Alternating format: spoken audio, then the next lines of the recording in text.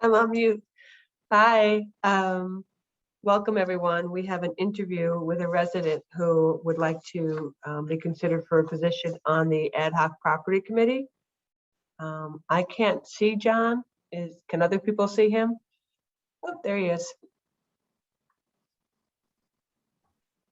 Sorry about that. Good evening. How are you? I'm actually a little bit under the weather, but thank you for asking. And thank you for putting your resume in. We always love it when volunteers in the community use their professional skills to help move our community forward. So if you could just, because I Googled your firm, because I was not familiar with it, if you could just concisely, summarize your professional experience and how you think it would help relate to the ad hoc project we have going on, that would be wonderful. Sure. My current role is I help plan, design, budget, procure, and open hospitals, as well as renovations of hospitals in their places, whether it's a new facility or an existing facility. I think the planning aspect of what I do for the facilities would be important in figuring out what we're going to do with these buildings that we have on within the purview of LMT. Okay, I too am in the hospital space, but I've never worked with your firm, so nice to meet you. Nice meeting you. Since language is not easy for me tonight, I'm going to turn it over to any of the other supervisors. If they have any questions they'd like to ask. James, I'm going to go to you first, just because I see you. Thank you. Thank you. Thanks for coming out and volunteering. We appreciate it. Sure. Specifically, do you have, and it sounds like you have a good background in hospitals, do you have any background in historic real estate, that type of investment or asset? I don't have any experience with historic real estate now, other than when I got my, I did a class on that when I got my master's at Virginia Tech. Okay, and your reason to volunteer for the position would be? I thought it sounded interesting, and it's something that I thought I could help out with the community. Cool, good enough for me. Thank you, Suzanne. Excellent. John or Fred, if you raise your hand, it would be easier for me. Want to go for it? Don't go back and forth. I can't tell you to raise your hand. Well, first, Mr. Mohan, thank you so much for standing up and volunteering. This is a very important committee for the township. In terms of the hospital stuff, I'm more curious than anything. Have you dealt with circumstances where hospitals were in areas that were difficult and needed to be retooled or didn't match what was needed in the community? So I'm always curious about where you have creative challenges around the mismatch for the use of the property versus what's there and what's around there. I'm currently working on a project right now where the facility is landlocked. The facility is 60 years old and needs to grow to deal with the community, as well as infrastructure issues and things like that that they can't do in the current environment. They're ending up at we've found a location that they're going to repurpose an old mall, blow up the mall and turn it into a hospital, as well as office buildings, as well as condominiums. So that way, repurposing the whole plot of land if possible. Well, if you've got plans for dead malls, that would be that would be a great business. One plan for a dead mall. So, well, that's excellent. That's actually that kind of experience is interesting to me, and I think helpful here. So I'm excited to have you come aboard on that. Fred, did you have any questions or? No, just to say what everybody else is saying. Thanks for applying for the position. I read your resume and your CV, and it's very impressive. And I hope we can look forward to seeing you participate as a member of the committee. Great. Thank you very much. So Dan, welcome. Did you have any questions? I won't make you speak too much, Suzanne. Hi, John. Thanks for joining us this evening. Appreciate you taking the time to come before the board and introduce yourself. Yeah, this is from a township perspective, I think this is a very important committee that has a lot of different skill sets involved, because we have a lot of different types of property and some long-term planning to do. So I guess my one question is, in terms, Do you have when you look at, when you've read about the committee, when you think about facilities in the township and things that have been, what you're aware of versus what you may not be aware of, do you have any initial concepts or ideas, goals for the future for how to apply them to the committee? I think the first thing I should do is take a look at the stability of the buildings. I've heard that some of the stability of the buildings is in question, and is it economical to even try to replace them or possibly refurbish some of the materials from one building to save another building? But without fully walking the space and further getting, seeing the status of the buildings, it's kind of tough to figure out how many can be saved and how many should be saved. Fair point. I don't really have any more questions, John, but again, I'll just reiterate what everyone else has said. Thank you for coming out, and thanks for chatting with us. Appreciate it. Sure. Okay, thank you, sir. We'll be in touch shortly, I'm sure. Great. Thanks a lot. Have a great day, everybody. Thank you. Okay, well, with that, it being a little bit past 7:30 already, I would like to officially call the meeting to order. And I would ask everyone to rise and join with me in saying the Pledge of Allegiance. I pledge allegiance to the flag of the United States of America and to the republic for which it stands, one nation, under God, indivisible, with liberty and justice for all. Thank you. Suzanne, Yes, Kurt. I want to spare your voice. So just a couple things for the public. First, this is another one of our hybrid meetings. So we are coming to you in part live from 1100 Edgewood Drive. I hope that doesn't sound too Saturday Night Live-ish, but we have people in the building. Public is welcome to still come to the building. And you can also participate in this manner as well. So for the public, if you want to enter that meeting, you would dial 646-558-8656. You could enter the code 230-936-1902, and that is listed on the agenda that we have online that you could refer to. So both of those options continue to be available, and that's all I have. Thank you. And as long as we're on the subject of the agenda, I would like to remind all the residents that you can find the agenda on our Twitter page, our Facebook page, our township webpage.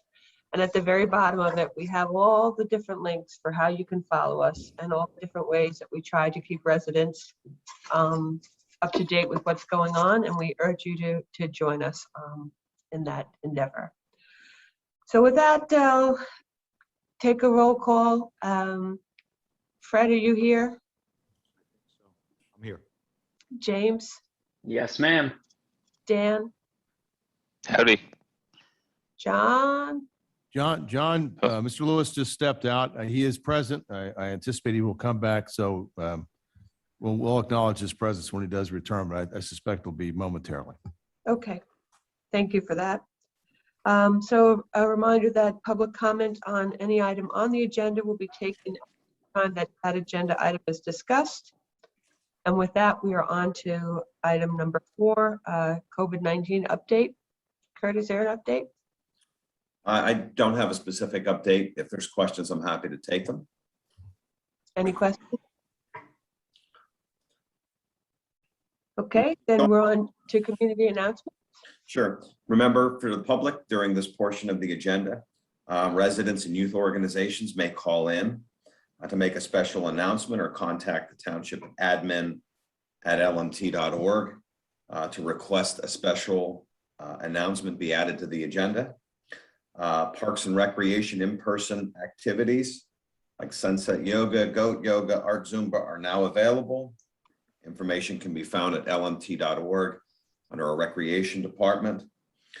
We have a styrofoam recycling event we'd like to remind the public of. Also, we'll collect wine corks and amber white prescription pill containers with lids Saturday, September 18th. That is this Saturday, 10 a.m. to noon, outside the Township building. The next yard waste drop-off date is the following Saturday, September 25th, from 7 a.m. to 3 p.m. There's a fire prevention open house at the Yardley Makefield Fire Company on Friday, October 8th, from 5 to 9 p.m. November 6th, which is going to come up faster than we think, is the Veterans Day Parade on Edgewood Road. Interested sponsors and participants can email kathyh@lmt.org. Those are all the announcements that I have. Thank you. Thank you, Kurt. Madam Chair, just want to note that Mr. Lewis is present. Thank you, Dave. And I just wanted to take a few minutes to call out all of the volunteers and the staff that worked together to plan the 9/11 events of last weekend. Really just a series of beautiful events, really paying the appropriate respect to a very solemn day in our history. And specifically, you know, besides Monica and the Parks and Rec team, the members of the committee, Mike Brody, Daniel Frost, Debbie Senko, Ellen Saracini, Judy Reese, the subcommittee, Valerie Mihalik, Patty Lovey, and Beth McNamara. The event could not have been held without the extraordinary efforts of those residents, and we really thank you for helping on that important day. So, anybody else have anything announcements they'd like to share? Okay, then with that, we're moving along to agenda item number 6, consider approval of the minutes from August 18th, 2021. Is there a motion? So moved. Thank you, Dan. Second?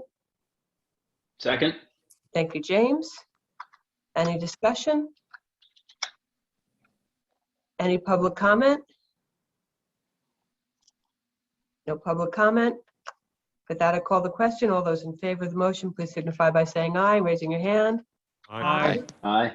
Motion carries 5-0. Thank you. Item number 7, treasurer report. Fred? Make a motion to accept the interfund transfers for August in the amount, excuse me, of $714,314.67. Second. Second.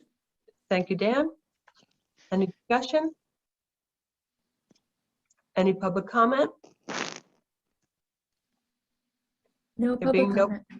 Thank you, Erica. No public comment. All those in favor of the motion, please signify by saying aye, raising your hand. Aye. Aye. Thank you. The motion passes 5-0. Fred?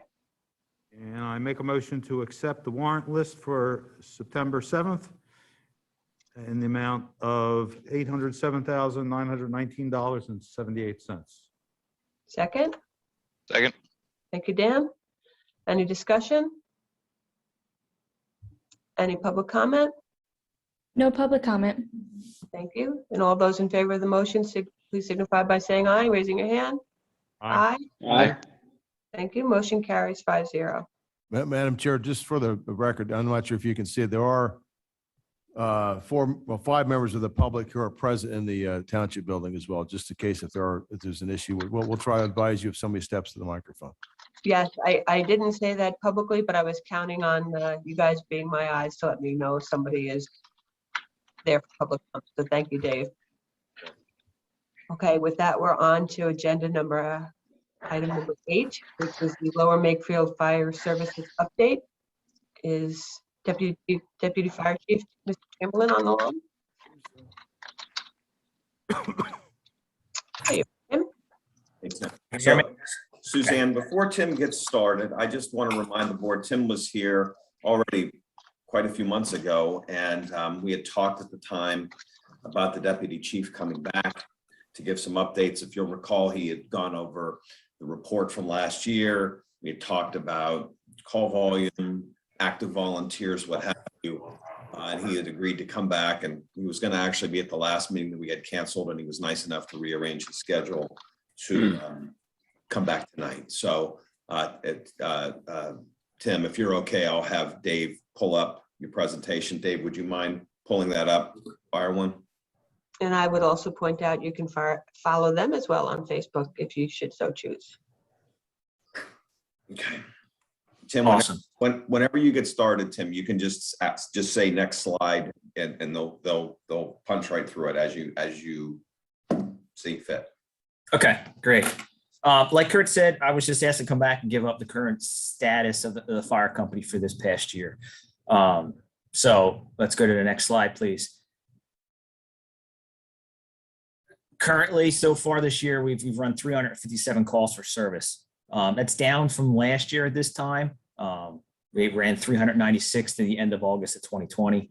But just a little comparison, 52 of those 357 calls this year were to assist the ambulance squad with lift assist and cardiac arrest. In 2020, we only ran 49 times the whole year with them. So those calls are increasing due to the age of the residents and some other events that go on. We have 3 significant house fires this year. We had 2 vehicle fires, 2 vehicle extrications within our own first due, Lower Makefield Township. Along with this, we have assisted mutual aid companies 11 times at house fires, 2 building fires, and 3 vehicle extrications this year. So we have been pretty busy so far this year. Our total man hours, as you can see, we're pretty much on track. We equaled last year. We ran about 4,500 total man hours just for the emergency calls that we responded to. As of right now, the end of, go back one. Right now, we have 31 firefighters that made at least 25% of the fire calls. Last year at this time, we had 34. As you see in there in parentheses, considered active by firefighters. According to our bylaws, you got to make a certain percentage to be eligible for a lot of the incentives we have. So we are down 3 active firefighters so far this year. There are some getting there, but as you will see in the later presentation, we have lost some due to some other things. So next slide. Our calls for service vary throughout the day. You might have saw this graph in the presentation we did back in April for last year. This is up to the end of August, our hourly breakdown of calls for this year so far. Once again, our busiest hours are between 8:30 a.m. and 10 p.m. Looking at the graph also, 83 of those calls have come between 10 p.m. and 8 a.m. And once again, anybody knows anytime your sleep's interrupted, it does affect your health and stuff like that. And being we are an aging department, it does affect a lot of our members. Most calls for service last anywhere between a half an hour up to 4 or 5 hours, depending what the incident is. So there's sometimes guys don't even go back to sleep and go right to work. So move on to the next slide, please. I threw this back up there. We saw this earlier in the year with our presentation, but this is our number of active firefighters we end at the end of the year. As you see, we had 33 at the end of 2020 last year. We are declining from 2018. It goes up and down depending on people coming in and going out. So next slide. I broke down the age of the members. As I said, we have 31 active members currently.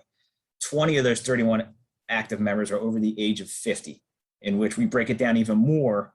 8 are in their 50s, 4 are in their 60s, and 5 are in their 70s.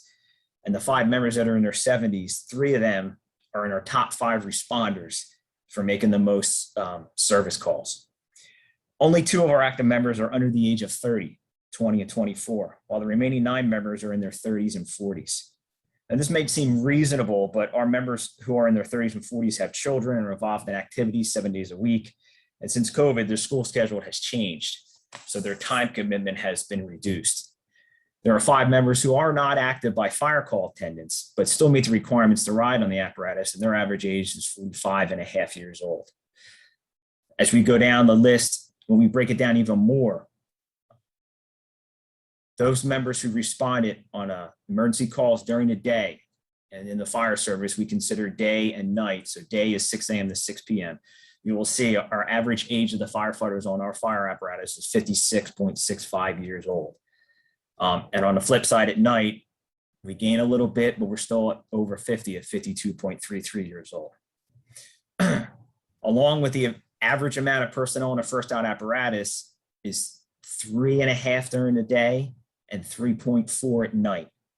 So when you think about it, the numbers of first out apparatus from each station is responding with 3 to 4 personnel who are between the ages of 50 and 70 years old. With this kind of manpower, each person on the apparatus has to take on additional responsibilities when arriving on the fire ground, especially if there's only 3 on the apparatus. Next slide, please. Think about our average age of the responders and the extra work that is needed to be done once shorthanded. The graph on this slide shows the United States Fire Administration's annual report on line of duty deaths. They publish it every October. So this is from 2019. The updated one for 2020 will be out sometime in October. As you can see, looking at the chart, the number of fatalities over the age of 50 make up 43.5% of the total number of line of duty deaths in 19. Along with this, the number 1 cause of all line of duty deaths were related to stress and overexertion. So as you can see, there are responders with their average age and stuff like that. We are in that high category and running low on the manpower and the apparatus. We can see we are at a higher level. Next slide, please. As we know, COVID affected everybody in the whole world, and we weren't exempt from it from the fire service. It's altered our lives every day, from how we operate as an individual, where we go and go out. The fire service has been affected firsthand because we respond to COVID-19 calls, positive patients, and we possibly enter homes that patients are positive, and we have to do certain fire service activities, check things. Since March 2020, we have had 4 members stop responding and have become inactive due to the concerns over the virus and the potential of bringing the virus back to their loved ones. When the virus first became known, the fire company leaders developed new protocols to try to limit the exposure to our members at the emergency, along within the firehouses. Between proper distancing, limiting the interaction between residents, wearing PPE, going virtual for meetings and drills, we were very fortunate the virus did not place the large part of our company out of service. There were some companies that had a large amount of fire people out because they had COVID-19. We were fortunate we kept it out of the firehouse. I'm not saying none of our members were affected, but in the event they were exposed or were positive, provisions were set up that they were not penalized for missing time. During this time also in 2021, we had 5 active members come down with some health issues not related to COVID-19 and missed some significant time. This put a strain on other members to fill in more while these members were out. These members were key apparatus drivers, interior firefighters, and chief officers who played key roles during emergencies. Since March 2020, we have had 4 active members move out of the area due to job relocations, family circumstances, or the inability to afford to live in the area. Once again, this places more of a burden on the members who are around to fill in while we hope to find new recruits. Since the bulk of our members are in their 30s and 40s, they have small children who, since COVID, school schedules has changed, causing the parents to spend more time focusing on becoming a home teacher. Also, a lot of parents had to juggle work from home along with helping their teacher kids. So the available time to give the firehouse was taken away. In no way did we ever expect them to neglect their families. As we've always stated to all our members, family comes first. Next slide, please.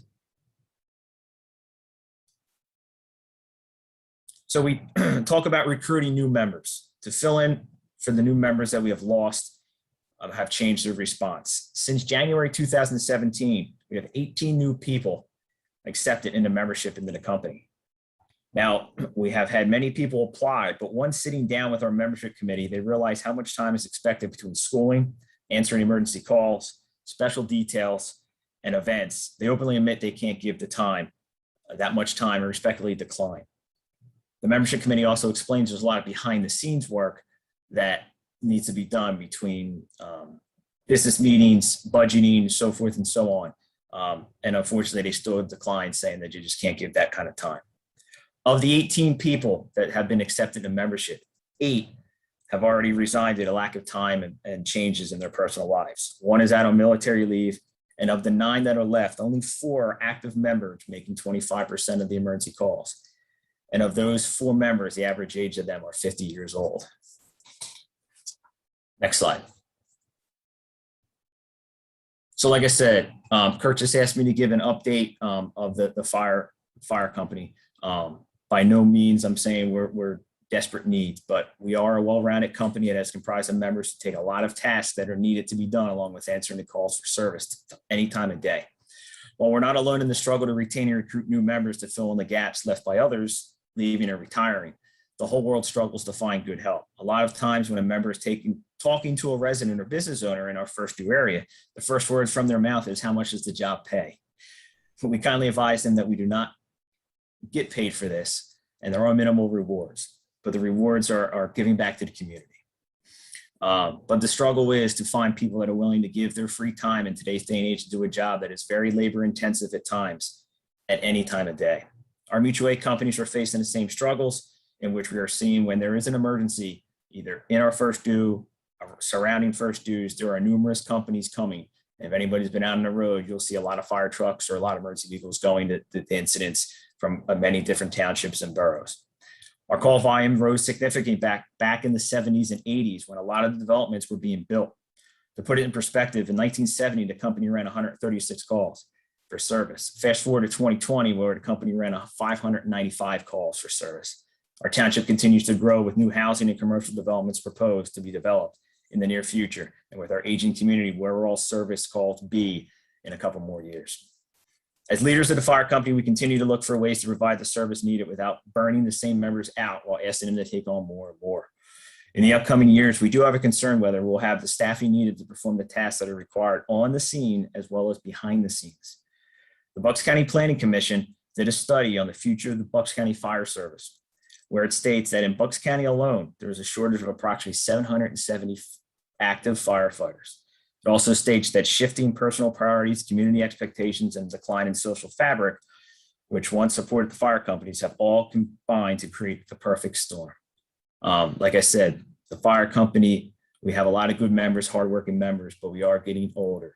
And we talk every day as leaders here, we got to start to think about the future, because we don't want to get to a point when a fire truck doesn't get out to an emergency because of an aging department, and we haven't thought of all the possible scenarios and all the possible solutions we can do. So, like I said, we are currently doing as well as we can. We have very active officers, chief officers, firefighters, day and night. But as the numbers show, we are starting to see a concern in the future coming up. So, Kurt, you want to add anything?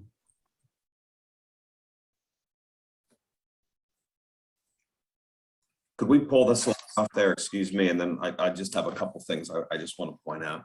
So to the deputy chief, thank you. I've had several people ask me over the years, like, you know, why are we drawing attention to this? And I think Tim brought it up. It's not to alarm people, but it is this trend nationwide, and especially in Pennsylvania, with the increasing requirements to be a firefighter, how hard this is and how much attention we need to focus on it. I just would like to point out for the board, for the community as well, that part of the program that the township has is that we inspect commercial properties every year. That Deputy Chief Chamberlain goes through every property to make sure that all of the safety features that you need with updated fire hydrants and push bars and commercial properties. And he goes through every one of those properties, every one, every year. So it is an ongoing, never-ending process. And I think especially the one point that Tim made, respectfully, I have as much admiration as you can imagine for 3 of our most active firefighters who are over 70.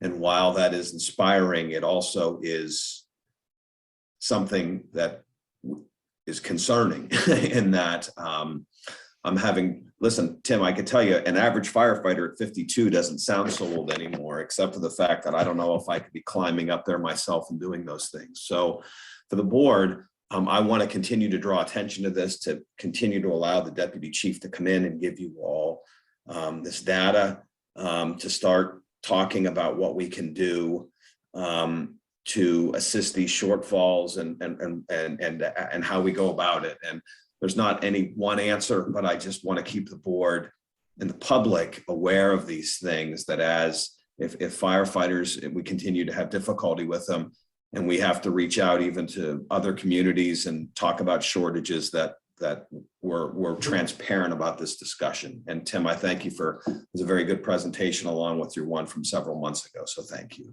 Kurt, I just want to add one more thing. As I say, we answer a lot of emergency calls and the behind the scenes work. Just these past 2 days, Monday and Tuesday, NFPA, there's requirements we got to follow for host testing. All our hosts has to be tested. We had 3 guys at the firehouse for 8 hours each day. So that's 24 hours of manpower each day, assisting with the host testing. So that's all voluntarily coming up their days off to come here and do this stuff to make sure everything's compliant and safe for our members to operate at fire. So like I said, there's a lot of behind the scenes work that we don't even tally the hours of, and which we probably should, but there's just no way to tally the hours that guys come in and out of his firehouse doing the business type stuff, or even the operational duties behind the scenes to keep the fire company, where it's at. So any questions, No, I just, once again, thank you, Tim, for coming tonight. And I think between you and Kurt, right, you summarized it nicely. We have to start having this information. We have to start raising awareness. I continue to hope that means we're going to get you some more recruits who can help, give the time, but also just as we start to plan for, what we might have to do, as the residential population ages and as the firefighters population ages. So thank you for putting this together for us. No problem. Go ahead, Dan. I see your hand up. Yeah, thanks, Suzanne. Chief Chamberlain, first of all, thank you for coming tonight and thank you for all you do. I think last time you were here in April or something like that. You've moved over on the screen here. We were talking a little bit, and I have work colleagues that volunteer as EMTs and firemen in their own towns. My nephew's a volunteer fireman, and we hear the same story. The same trends are happening everywhere. That report that Kurt gave us today was countywide, but you could probably put that anywhere where there's volunteer fire departments, and not to talk about the police force, but in some towns that's an issue too. It's a similar issue. Not easy jobs, and they're even less easy when they're not paid. So one, just again, thank you. And two, long range planning and plan A, plan B, plan C, trying to start to come up with ideas to maybe recruit in the short term, but see what we need to do as regional partners to maintain our safety. And I'm all ears, happy to help wherever I can. But thanks Awesome. again. Thank you. Thank you. Do any other supervisors have something? Yes, John? So thank you, Deputy Chief Chamberlain. One question I had is, what has been our most successful source of new recruits over the last 5-10 years? Because I'm thinking about how do we find and get additional folks to volunteer? A lot of it's word of mouth. We do send a mailing out every year as a fund drive, and the contact information's in there. So we've gotten a few through there. We started really amping up our social media last year, and that has helped. The families, and I'm sure everybody understands this, the fire service used to be a big family trend. You had 4 or 5 of the same names in the fire service. You're not seeing that much anymore. The kids are growing up and they don't want to do a hands-on labor intensive job like this, especially for free. So it's been very difficult to try to get them in and then keep them here before they go to college or even when they come back from college. So in the last 5 to 10 years, I'm going to say it's a lot of word of mouth. It's friends. It's the mailing that we send out for the fund drive. The township events, when we go out, community day, the parades, Harvest Day in Yardley Borough. We get a lot of residents that walk up and inquire. And like I said, we can spend a half an hour talking to them. And when we get to the nitty gritty, they're kind of like, wow, it's a lot more than I thought, was involved. But we've gotten, I'm going to say probably a handful through those type of events because they really had an interest and they really got a liking to what we have in our apparatus and our stations and our personnel. So. Are there things that you've thought of to, it's a delicate balance between incenting people to want to volunteer and getting the right volunteers, right? So that's where I'm kind of digging. I wonder, obviously, there's the feeling of service and other elements of it, but in general, what are the kinds of drivers that would get us the right kinds of volunteers? I mean, as we always say, it's the almighty dollar, but that's impossible. The tech school does have programs. We try to get students from there. It's a combination of the fire service, EMT, and police. And they see where they're going to make most of their bang, and it's usually the EMT, paramedic, police side. So when they come out already certified, they have no intentions to giving their time to us. It's usually going to the police academy or going into a paramedic field and working like that. It's a tough one around here. Like I said, a lot of developments that are being built. We've talked to a lot of retired firefighters from Long Island that were volunteers, and they are enjoying retirement life, and we can't even get them to come drive. They're like, I gave my time, I'm done. That's fine. I respect that. That's awesome. But it is getting very tough to get those nitty gritty guys like that want to get their hands dirty. You can see now there's not many mechanics out there. It just is what it is. We're fortunate we have a couple guys that are mechanics that are very active, but other than that, it's very tough to get. Nothing against anybody that lives in the township, but somebody that is an office person after 14-hour days, can you come to the firehouse and wash a truck or go pull hose? It's very tough to get that anymore. So it's something we all have to put our heads together. The guys here, everybody up there. It's just, we got to think about the best avenues to do it. And I know in the report, they talked about consolidating, grouping firehouse together, sharing volunteers. And that's all well and good. But when your mutual aid departments are even down to 10 or 11 active volunteers and stuff like that, what are we still getting out of it? So I guess my sort of thought on this is the township could probably work with you to develop a marketing plan to see if we can find and get additional volunteers, regardless of all the other strategies I think we need to look at. That's something, we do have some levers communications wise to get people potentially get people engaged. And I would think that's something we need to work on collectively to help you guys in that area. I would welcome working with other supervisors or even you guys directly about how do you build a plan to get the volunteers that we need, because we could use 10 volunteers, right? And we got 33,000 people. So we got to find 10 out of 33,000. And of that, not everybody fits the bill, either, age, they're under 18 or what have you. We got to find those folks that are over 65. That I think, we can help. I think we desperately need to help you guys get a good solid marketing plan so that people know how important this is for the community. Because it is a huge Bucks County issue around the country as well. So, yep, I agree. That's all I had. Thank you. James?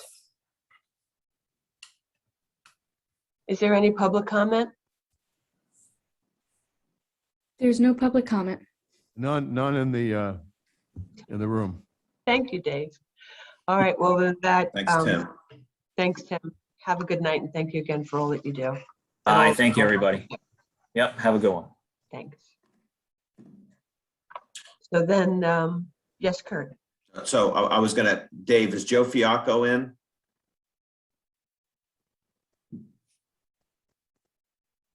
Yes, he is. I can bring him into the room now. Yeah.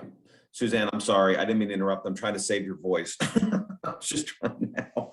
So before Joe gets started, hey, Joe, I want to set the table here a little bit if we could, just so the public is aware. So we have a pot of money that in the budget is essentially called the Regency Bridge Fund, which is a process as part of the settlement for the development that every time a house sold or was built, a certain allocation would be given that would go into that bridge fund, with the parameters of that being that the money needed to be spent in that defined project area.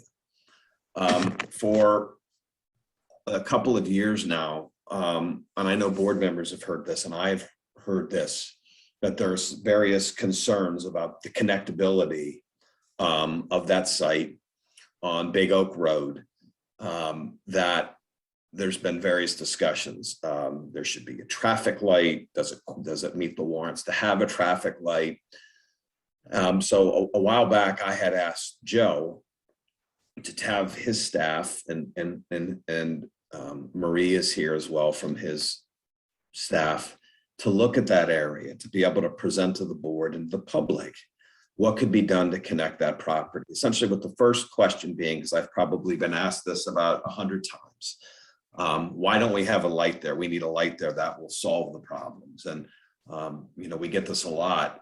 There are certain warrants and certain traffic counts that need to be hit to do that. So I asked Joe and his staff to examine, can in fact we put a traffic light there?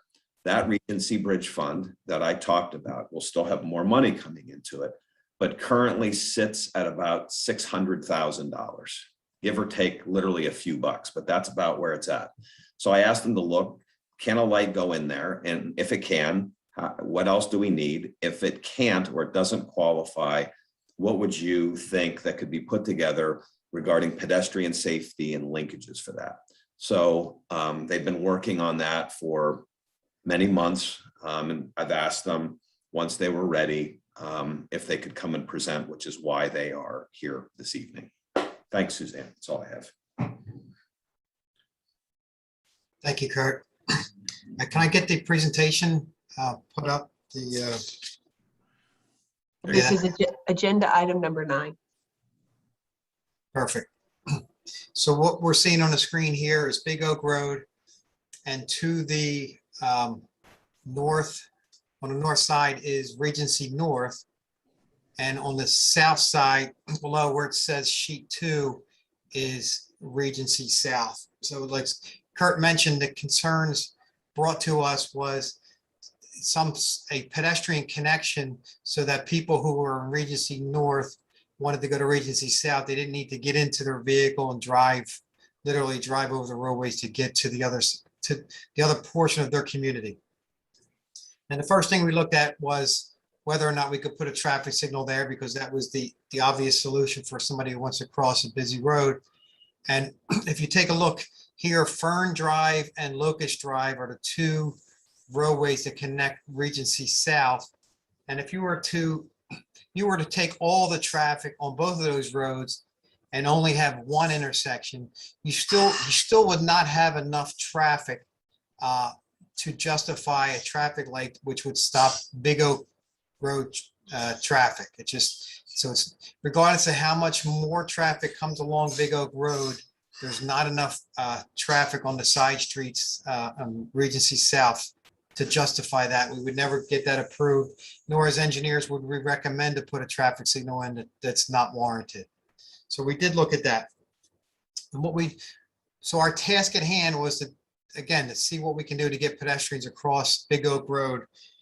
We took a look at the traffic that's on Big Oak Road. The speeds out there are in the order of 45 miles per hour, the 85th percentile speed, which means 15% of the people are going over 45 and the other 85% are going below. But that's what we as traffic engineers use as the evaluation of what speeds are and design for that.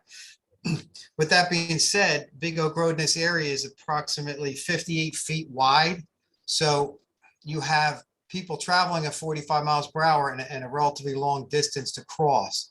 So although the sight distance is very good, again, there's a very long path that people need to cross. So what we're recommending here, and we broke this down into a letter of concepts to make it more simpler.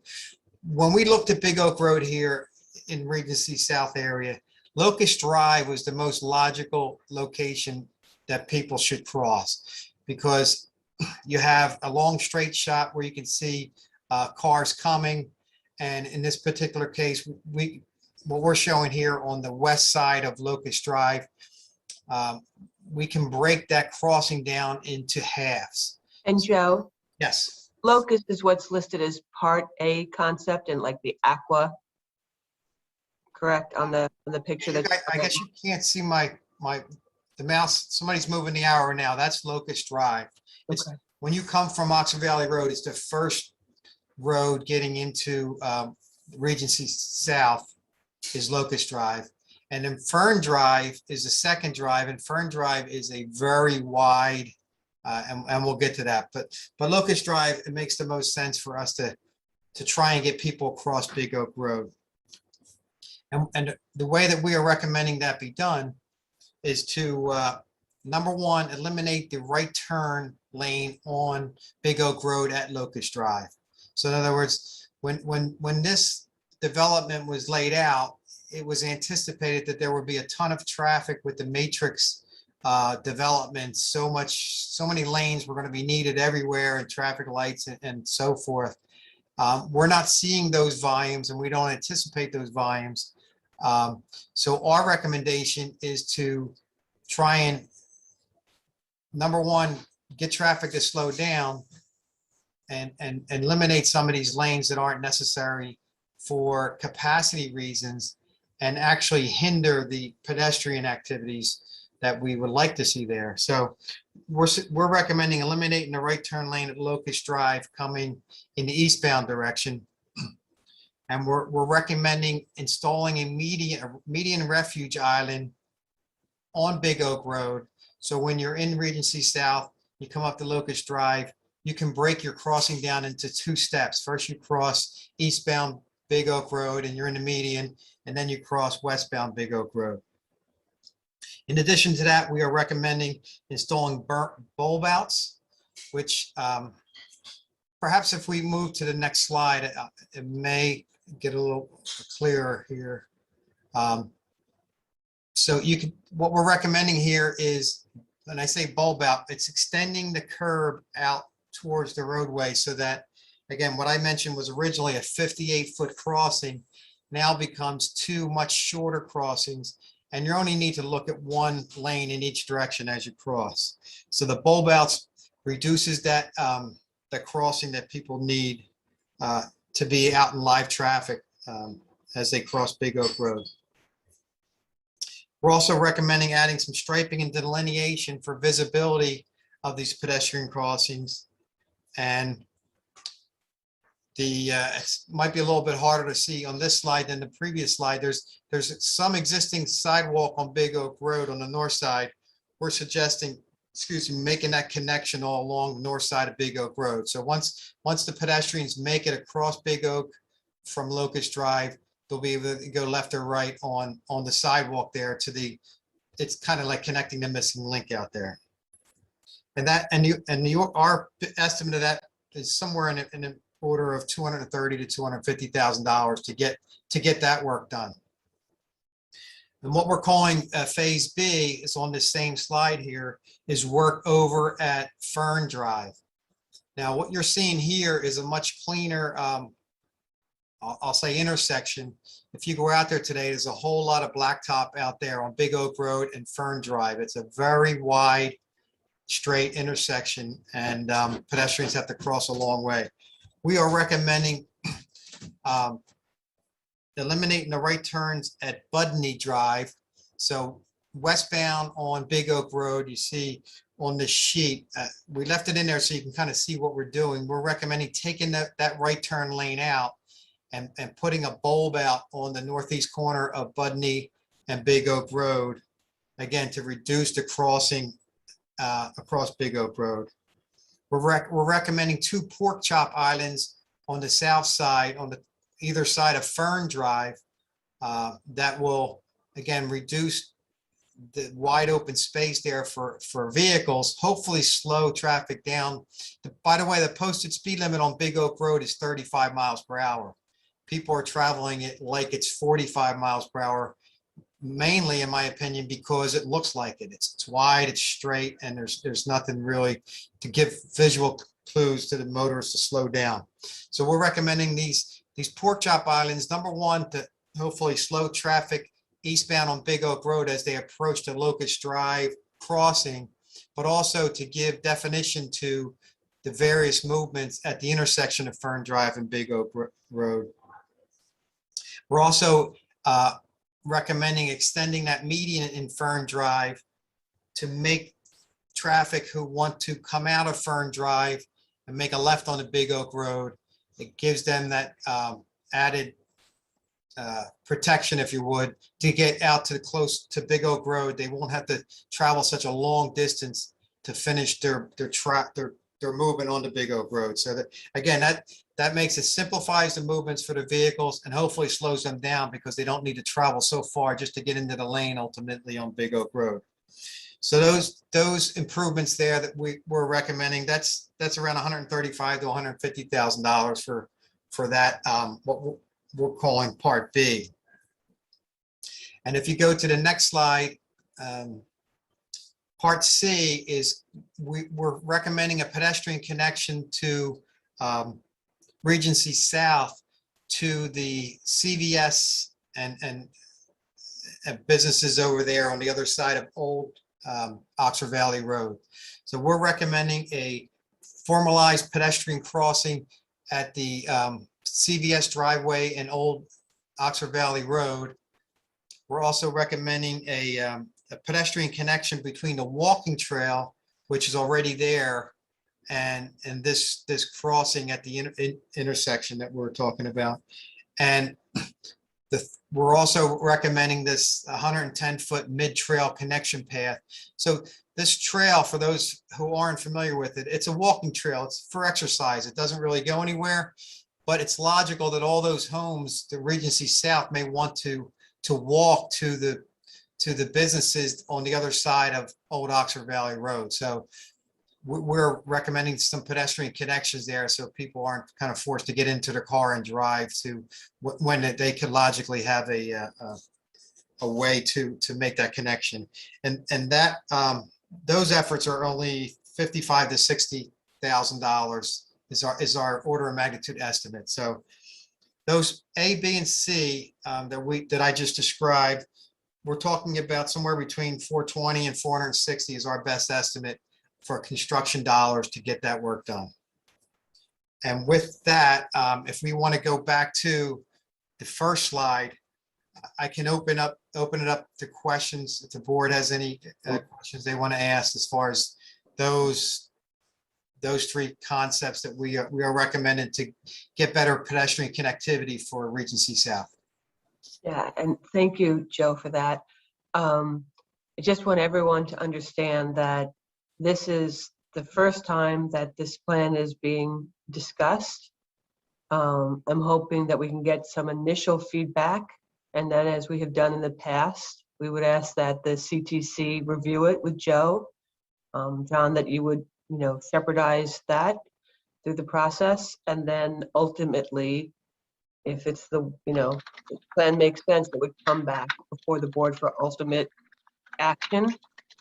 So that's my kind way of saying people don't have to think that they have to, let us know everything right now off the top of their head, because we are trying to build in a deliberate process for this type of approval. So with that, are there any questions from members of the board? Go ahead, James. Thanks, Suzanne. This is probably, I'm not sure if this is for Joe or for Kurt. Kurt, do you know why none of this was planned out by the developer during the plan? Well, I'm going to go to my answer regarding, this project has a unique history that it was part of a settlement. So, I think there's several parts of the project. I think, we could ask why it manifested itself in a particular way. So I can't really answer that question. Why this wasn't connected down below or part of the final approved plan. I couldn't answer that. Okay. And then the second question, Joe, I think the only connectivity you're talking about is a CVS and a PNC Bank, correct? Yes, that's essentially it at that point. But again, I'm sorry, go ahead, Joe. I was gonna say, the local pharmacy would be a logical connection, and for the amount of money that I'm suggesting it would cost, it's like, between $50,000 and $60,000. It's not much to eliminate the need for people to get into a vehicle and go to the drugstore if they don't have to. Could we do that connectivity and then just have that connect to the walking path, which would also give connectivity from north and south just from that one point rather than at 2 or 3 different points? I'm sorry, I don't understand the question. James, So when if you you're- ask, sorry, go ahead. Yeah, no, so if you have connectivity, so you have connectivity from north to CVS, correct? No, So If- would there be connectivity from north to CVS as part of this plan? no. So what sense does that make? If you're already on that north side, now there's no connectivity to the CVS that's on the same north side? I think you might be north and south and confusing, maybe. Yeah, well, yeah, James, if I I'm might. sorry, yeah, flip it. Yeah, maybe, I'm sorry, the south, is there connectivity to I should say the newer part of Regency to the existing CVS? Yeah, again, our challenge primarily for this task was to get people across Big Oak Road. And as we were working on it, it was pointed out to us, or our staff noticed how simple it would be to make a connection from Regency South to the CVS off to the east on the other side of Old Oxford Valley Road. So we're recommending it because it makes sense, not because it was a primary goal of the project. The goal was to get people from one side of Big Oak Road to the other. Okay, and then Regency, just to clarify, Regency South is the one that's on the same side as the CVS, correct? Correct. Yep. The Okay, bottom so half of the screen. That's okay. So is Regency South connected to the CVS currently? Well, no, they're not. I guess they would either walk across the grass from the walking trail if they wanted to, or they walk along Big Oak Road without sidewalks down to Old Oxford Valley Road without.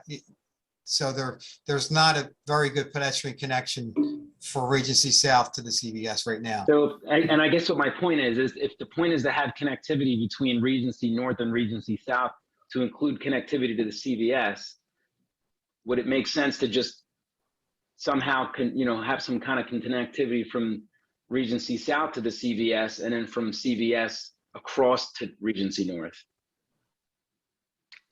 So I'm gonna see if I can take this one for you, James. The difficulty with building anything closer to Oxford Valley Road and all that traffic and turning is just not something that we are equipped to address at this point in time. And that's why when Joe looked at it from a safety standpoint and how long it takes people to cross the street, etc., the safest way to connect the two was to, have people travel out the main entrance of Regency South, cross the street. They're now a sidewalk. They meander down the sidewalk and then get into north that way. So No, it's yeah, it's not no, as I direct understand as that. you might like. Yeah, no, I understand that. What I'm saying is the second part of the plan that he was speaking of was Joe, correct me if I'm wrong, is a $60,000 connectivity from the walking trail closest to Oxford Valley Road, which is part of Regency North, that would then you would walk directly across the street there to the CVS. Is that correct? No, maybe it's confusing. This is Old Oxford Valley Road, which I mean, if you're looking at the screen now, Oxford Valley Road is running north-south on the right side of the screen. Correct. And actually, independent of this request and this, we were asked by someone, I don't know if it was somebody reached out to a politician or so, and then asked us to take a look at providing pedestrian accommodations at Oxford Valley Road and Big Oak Road. And you can kind of see it on the screen here. There are so many lanes. It is very, it's going to be very difficult. It's going to have to be a major PennDOT undertaking to provide pedestrian connectivity to either side of Oxford Valley Road and to either side of Big Oak Road because of the size of that intersection and the lack of pedestrian accommodations now. So pedestrians cannot get across Oxford Valley Road and they can't get across Big Oak Road at that signal because there's just too many cars moving and there's absolutely no accommodations for them. So PennDOT's permit to the township is to basically ban, there's no pedestrian crossing signs on all 4 crossings at that intersection. And we believe it would make sense for us as the township to pursue that with PennDOT and see if we can get PennDOT funding to get people across those major intersections. But as far as this getting people across Big Oak Road from Regency North to Regency South, what we're proposing is a way to get people from Regency North to the Regency South without needing to get over to the Oxford Valley Road and Big Oak Road intersection. In fact, I understand. if you look at the screen, just south of just west of the major intersection, which is signalized, you have the intersection of Old Oxford Valley Road and Big Oak Road. And that is a tremendously difficult intersection to try and get pedestrians across because they're coming from the traffic signal. And believe it or not, there is a ton of traffic that turns at Old Oxford Valley Road from Big Oak Road and vice versa. So it's quite a challenge to get people to get across Big Oak Road in the vicinity of Oxford Valley Road. But we believe with the volumes that are out there, we can kind of choke down Big Oak Road because, by the way, I don't know if you're aware of this, but Big Oak Road from say halfway between Old Oxford Valley Road and Oxford Valley Road to the west is a township road. To the east is a state highway. So that traffic signal, Oxford Valley Road and Big Oak Road, is an intersection of 2 state highways. And my personal opinion as an engineer, the challenges there are PennDOT's challenge. There's 2 state highways. It's a traffic signal. It is what it is. And we can hopefully work with PennDOT and improve things. But moving west along Big Oak Road is a township road. And our challenge was to get these residents of the township from Regency South to Regency North across Big Oak Road. So again, our recommendation is to simplify, hopefully slow traffic down, simplify the crossings so that people don't have to walk so far to get from one side of Big Oak Road to the other. And just to clarify, now I understand what you're saying. The Part C concepts were the part that you were talking about, that being a minimal expense. I thought that was going to be closer up to Big Oak and Oxford Valley Road, but it's not. It's further down. It almost looks like it goes through some fields or some grassy areas to get to the CVS part. The part that you're trying to connect here with the south and the north, isn't that? So it's the original Regency, right? The original Regency in front of the newer Ryan homes that were built on Big Oak Road, across the street to the newer Regency. Right, and actually, a full connection is not made here because there's some abandoned right-of-way along, I don't have my cursor there, but there's Old Oxford Valley Road on the south side that can be seen, and it's open to traffic, and it's a public way. Between that intersection and Big Oak and Oxford Valley Road, there's an old roadbed that's Old Oxford Valley Road that is abandoned and not being utilized by motor vehicles at this point. And one of the things we want to suggest as a follow-up to what I'm suggesting here, and these is that a pedestrian connection for Regency North can be made so that the people at Regency North and the people Regency South can make that connection to each other through that old right of way. And I could bring that plan up and see if that helps. And just to make sure that I'm looking at this right. So I'm looking at Regency South as you're traveling south on Oxford Valley Road, parallel to Oxford Valley Road. There's a pathway there, and it goes past. Now that pathway ends right where the entrance to Regency South is, correct? Yeah, I'm not sure how there's no full connection there, but I mean, you could walk through there, but it's not a public way. It's not being maintained for access to the public. So then how are we connecting Regency South to the other side of Big Oak Road then?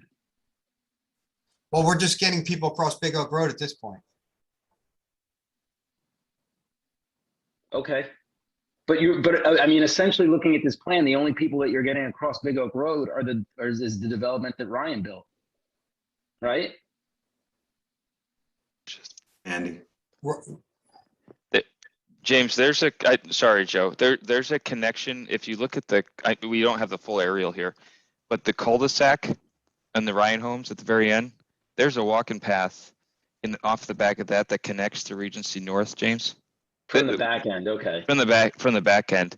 And I think, Joe, that white line that's in front of the, where we look at the Dunkin' Donuts before and everything else, whatever's being built right there, there's that short stretch of sidewalk that does connect to the other old Oxford Valley Road path that also goes into Regency North, which is actually fairly wide. I go in there sometimes running, but so it's not ideal, but there are two connections to Regency North from Regency South via, in this plan anyway, via Fern Drive especially, and maybe Locust, that kind of fan around the edges, I think. Joe, if I misspeak, please correct me.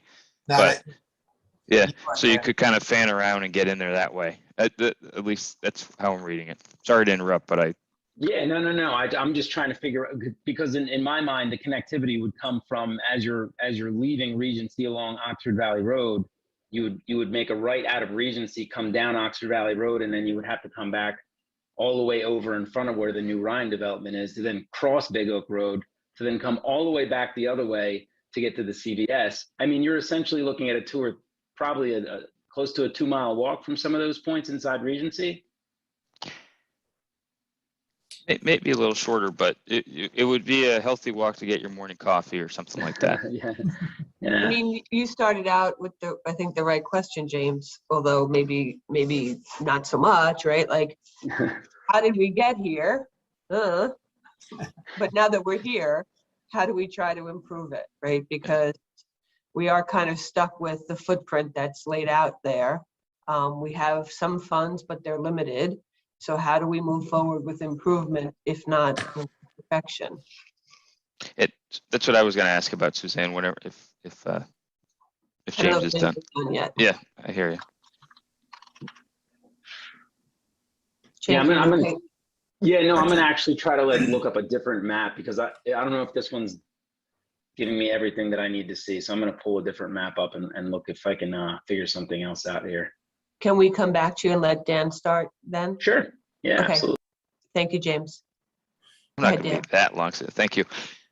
So Joe, this is never an easy area to discuss, right? It's essentially what historically would have been a commercial area where we're fitting in a residential area and trying to squeeze trying to make a safe residential area within it, what honestly is a commercial zone. That's how it used to be zoned, and that's how the state roads are set up to be that way. So I appreciate what you're trying to do here. I guess, so when I'm looking at this, and with the new development that came in here, that these aerials are always a little misleading because then they're never real time, right? What do we have, just to refresh our memories, on the north side of Big Oak Road versus the south side of Big Oak Road with respect to sidewalks, potential crossing areas? Because I know when we looked at the various developments that we're proposing in here over the last several years, we talked about basically this type of concept, maybe not exactly the same, but we've always talked about connectivity and what they'd be willing to do and if lights were needed and all that stuff. So can you describe what we have now, just to make sure we understand our current situation a little bit better? Yeah, I think as close as to real time as we can. This aerial is kind of good because the white shows the existing sidewalk, and I think it's white because it's relatively brand new relative to the aerial. So this sidewalk has been connected. So we have sidewalk along Big Oak Road, and I'm showing, I guess it's in teal for lack of a better color code, is connecting that white along the Big Oak Road side. And I think the concern, as I heard from the people on, I'll call it the Regency South, is the facilities that they would like to get to is in Regency North. There's tennis courts, there's a swimming pool, there's a community center or whatever it is, that they are all paying for in their dues, and they would like to get to. But at this point, the only way to get to is to drive up Big Oak Road through the traffic cycle, Oxford Valley Road, and drive around. So this pedestrian connection. There again, there is, although it's not Oxford Valley Road, I'll call it road bed, but it's, as far as I know, it's abandoned. So it's not even like we can say, hey, this at this point, we utilize it because I don't think the right of way is there for the use of it as a trail or path or road, or I'm not sure, defer to Dave on that, but I gotcha. but it wouldn't stop me as a resident from using it because it's I would walk up there to certainly to make that connection rather than walk along Oxford Valley Road with the live traffic that's out there. Yeah. I've done it for the same reason. I hear you. And then at that corner we have I'd be remiss if the Historic Commission would get on my case if I didn't mention this. We also have the old, what's that, the octagonal schoolhouse there, right at the corner that's in the woods, that we're always looking to see what we could do with that area from a cultural perspective. I guess you kind of alluded to it without being, I guess we didn't ask specific about it, but I do a lot of what these days, I'm sure you're hearing a lot about sustainable infrastructure and whatnot. So I'm one of those guys. And one of the first steps in the process to when we look at projects like this is stakeholder engagement and just sort of surveying the community to see what the real need is, especially when you have a project that's pushing $500,000, right? So we've heard personally, I think I've heard mixed messaging from, bless you, from the North and South folks and how their communities interact and what they want versus what they don't. I think I'm all about connectivity and walkability and all that. It's something I would take advantage of myself. But have we gotten any feedback or engaged the communities specific to these concepts yet? So this is the first time. Yeah. I'm sorry, Kurt, this is the first time, right? The plan comes first to the supervisors. So Yeah. here it is with the supervisors. To the extent that we've all, had people come up to us, we've all gotten feedback, but for formalized feedback, I think the process would begin now. Kurt, did you want to say something else? No, I did not ask Joe to get engaged. I asked Joe to come up with, could we feasibly get people across here? Now he's going to have another option or something addition that's going to come up in 1 second. But I wanted him to lay out the feasibility of putting something together first for all of you. And then obviously, getting the community engaged, their insights, likes, dislikes, what have you. I've heard a variety of messages from people in the area about what they would like to see in this regard. So over my short time here, but nothing necessarily consistent. So I think that outreach would have to be something. And two quick, my last high level questions, because of the nature of this development, they're related, right? One is this something, from a legal perspective, these were basically designed by lawyers, if you throw in coals for good measure there. Are we, does this fall within the guidelines for what we can do? Yes. I assume it did, but I just wanted to check. And then the other thing is, Dan, just so you're aware, the agreement basically says that the obligation that we have is to spend money in that area. It doesn't sit and say that it's a specific project or specific type of infrastructure or what have you. It just says that it needs to be spent in the defined area from the agreement. So you're kind of picking up where I'm going here. Since we have that money, what are our other options if to spend that money? What are our limitations versus our options? If you want to look at it as a carrot versus stick, I guess. But and I don't want to get too deep into it because this looks like an interesting project. But in case there's something else that we might need to do, how do we do a comparison of what's more needed? I don't know that there is a comparison, Dan. I mean, in the end, the limitations are we must spend the money in the project area. Could there be a half a dozen other things that people would want to spend it on that it could be used, I suppose. However, the agreement basically says in the end that that pot of money, which would be determined by the Board of Supervisors how to spend it, obviously with community input, as long as it's spent in those areas, is at the purview of the Board of Supervisors. So I can't sit and say that we have 3 or 4 potential other projects on the shelf that we could present. It's just that I had repeatedly heard from people their concerns about wanting to get across Big Oak, and some safety concerns with pedestrians, the lack of connections between the sidewalks that Joe has outlined between the white and the teal or whatever color that was, and ask him to put this on the table as an option since he had basically outlined a traffic light, which is frankly, what have I heard from more than anybody else? Put a traffic light there, use the money for a traffic light. Well, Joe's coming back and says it doesn't rise to that standard. If the board doesn't want to sit and spend any of this money now, you can sit and say, we're going to sit and continue to collect and look for another opportunity at another time. That's also there for you. Yeah.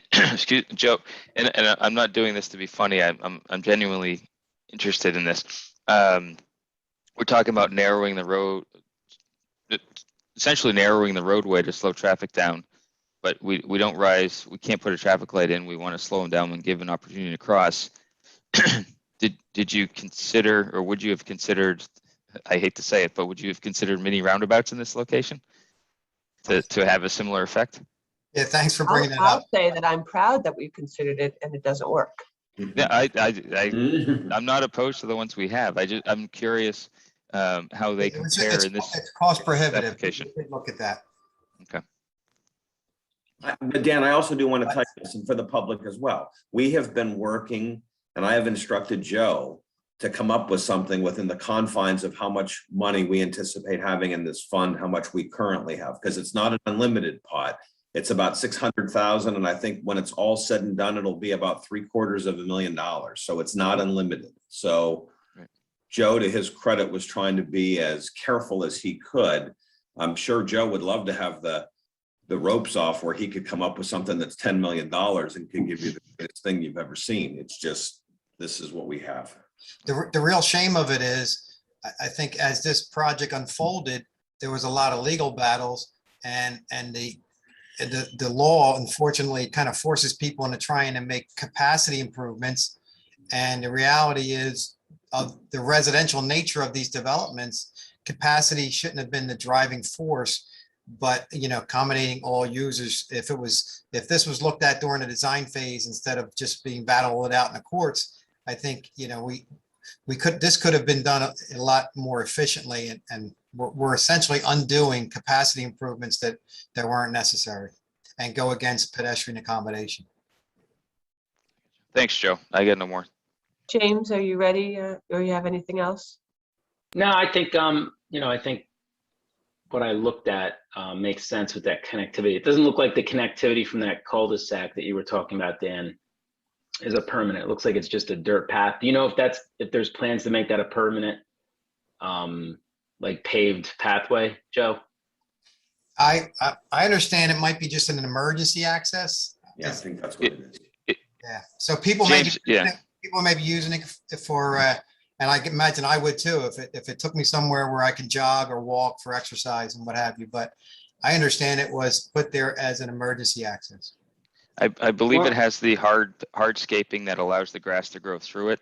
So you can actually drive over that, James, versus being an actual dirt path. So you can use it so that fire trucks, if they need to, could go back there and enter the backside of Regency North, but it's not meant to be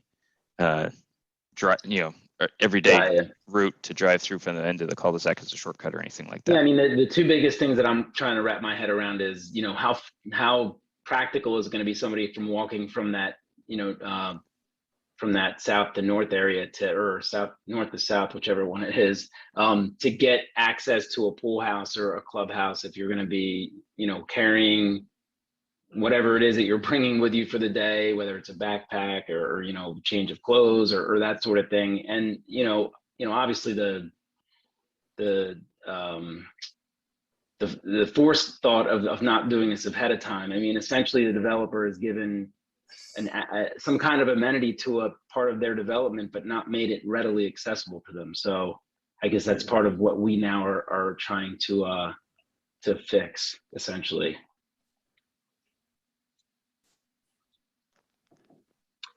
So, John or Brett?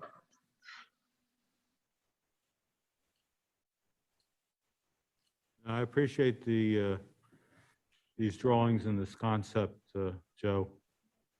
It looks like, it does the basic needs that the residents of Regency want to be able to get from one end of the development to the other. Traffic calming seems okay to me, and the placement of the crosswalks, well, I trust your judgment. I'd love to see more details as time goes on and more people have input. John, I can't tell if your hand is up or not. Thank you, Fred. Oh, yeah, Joe, thank you for providing this presentation. We'll have a chance to go through this at the Citizens Traffic Commission, but there's a lot of really good stuff here, and look forward to chatting with you further on that. I don't have anything more at this time. Thanks, John. Thank you. Then should we move on to public comment? There are members of the public here in the room. There are at least three who indicate they want to participate. Mr. Rubin is the first one. I'll let him announce his name, et cetera, and then go from there. Kurt, are we ready to move on to public comment? Oh, yeah, one question real quick. Joe, do you have the other thing you want to do first, or do you want to wait? It might make sense for me to present it now, if it pleases the board. Suzanne, do you want him to do that? Of course, yeah, go ahead. Well, I'd rather comment on this diagram. Well, it's related, Zach, so I think you probably will want to. Yeah. Yeah, so if you can bring up the plan sheet I have that's labeled Regency North Trail Concept Plan. And let's make sure we keep those presentations around so that when Mr. Rubin and others come up, they're able to use Go them. back and forth. Excellent, thanks.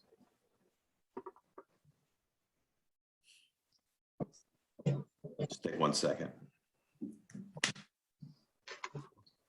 Okay, so this is a blow up of the area, almost, I think, in the octagonal school location, I think would be just to the top of the plan, which would be east of the old Oxford Valley Road abandoned. And the newly installed sidewalk here is shown along Big Oak Road, and it pretty much stops at the old Oxford Valley Road again, which is abandoned. So it's not an open road that the township is inviting people to walk along or drive along or open to the public. So, but it is a logical connection to, almost a logical connection to Regency North. But you can kind of see there's, it doesn't actually get you there. I guess if you're a pedestrian, again, I would walk across grass or gravel or whatever was there, and I would go there. But this is a logical connection from Big Oak Road to Regency North. And so what we're showing here is a potential path along the abandoned old Oxford Valley Road. There are poles, utility poles there, so we're thinking it would be relatively inexpensive to install LED luminaires there for the benefit of those people that would want to make that connection. And then again, obviously, there's area there that on the property of Regency North that would need to make a connection as well. So this one here is a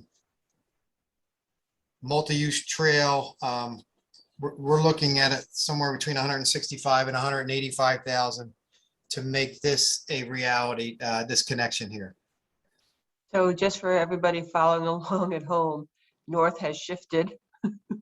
Yeah, exactly. It's rotated, right? Yeah, and I think the important thing, and the reason I didn't lump this with the other one, is this would be purely for people of Regency North. This is a connecting Regency North to Big Oak Road, whereas the other efforts were to connect Regency South and people across Big Oak Road, which is a township road. So I think there's a significant, difference in what we're showing here and what we're showing in parts A, B, and C. And that's why we separate them as such.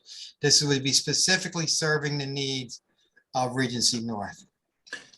So to Dave or whoever is operating this, can you go back? Do you still have the other file pulled up that you could go back to the one that showed the previous one, to just go back to that for 1 second? The aerial? Yeah, I'm sorry. Thank you. Took me, that was coming. I couldn't get that word out.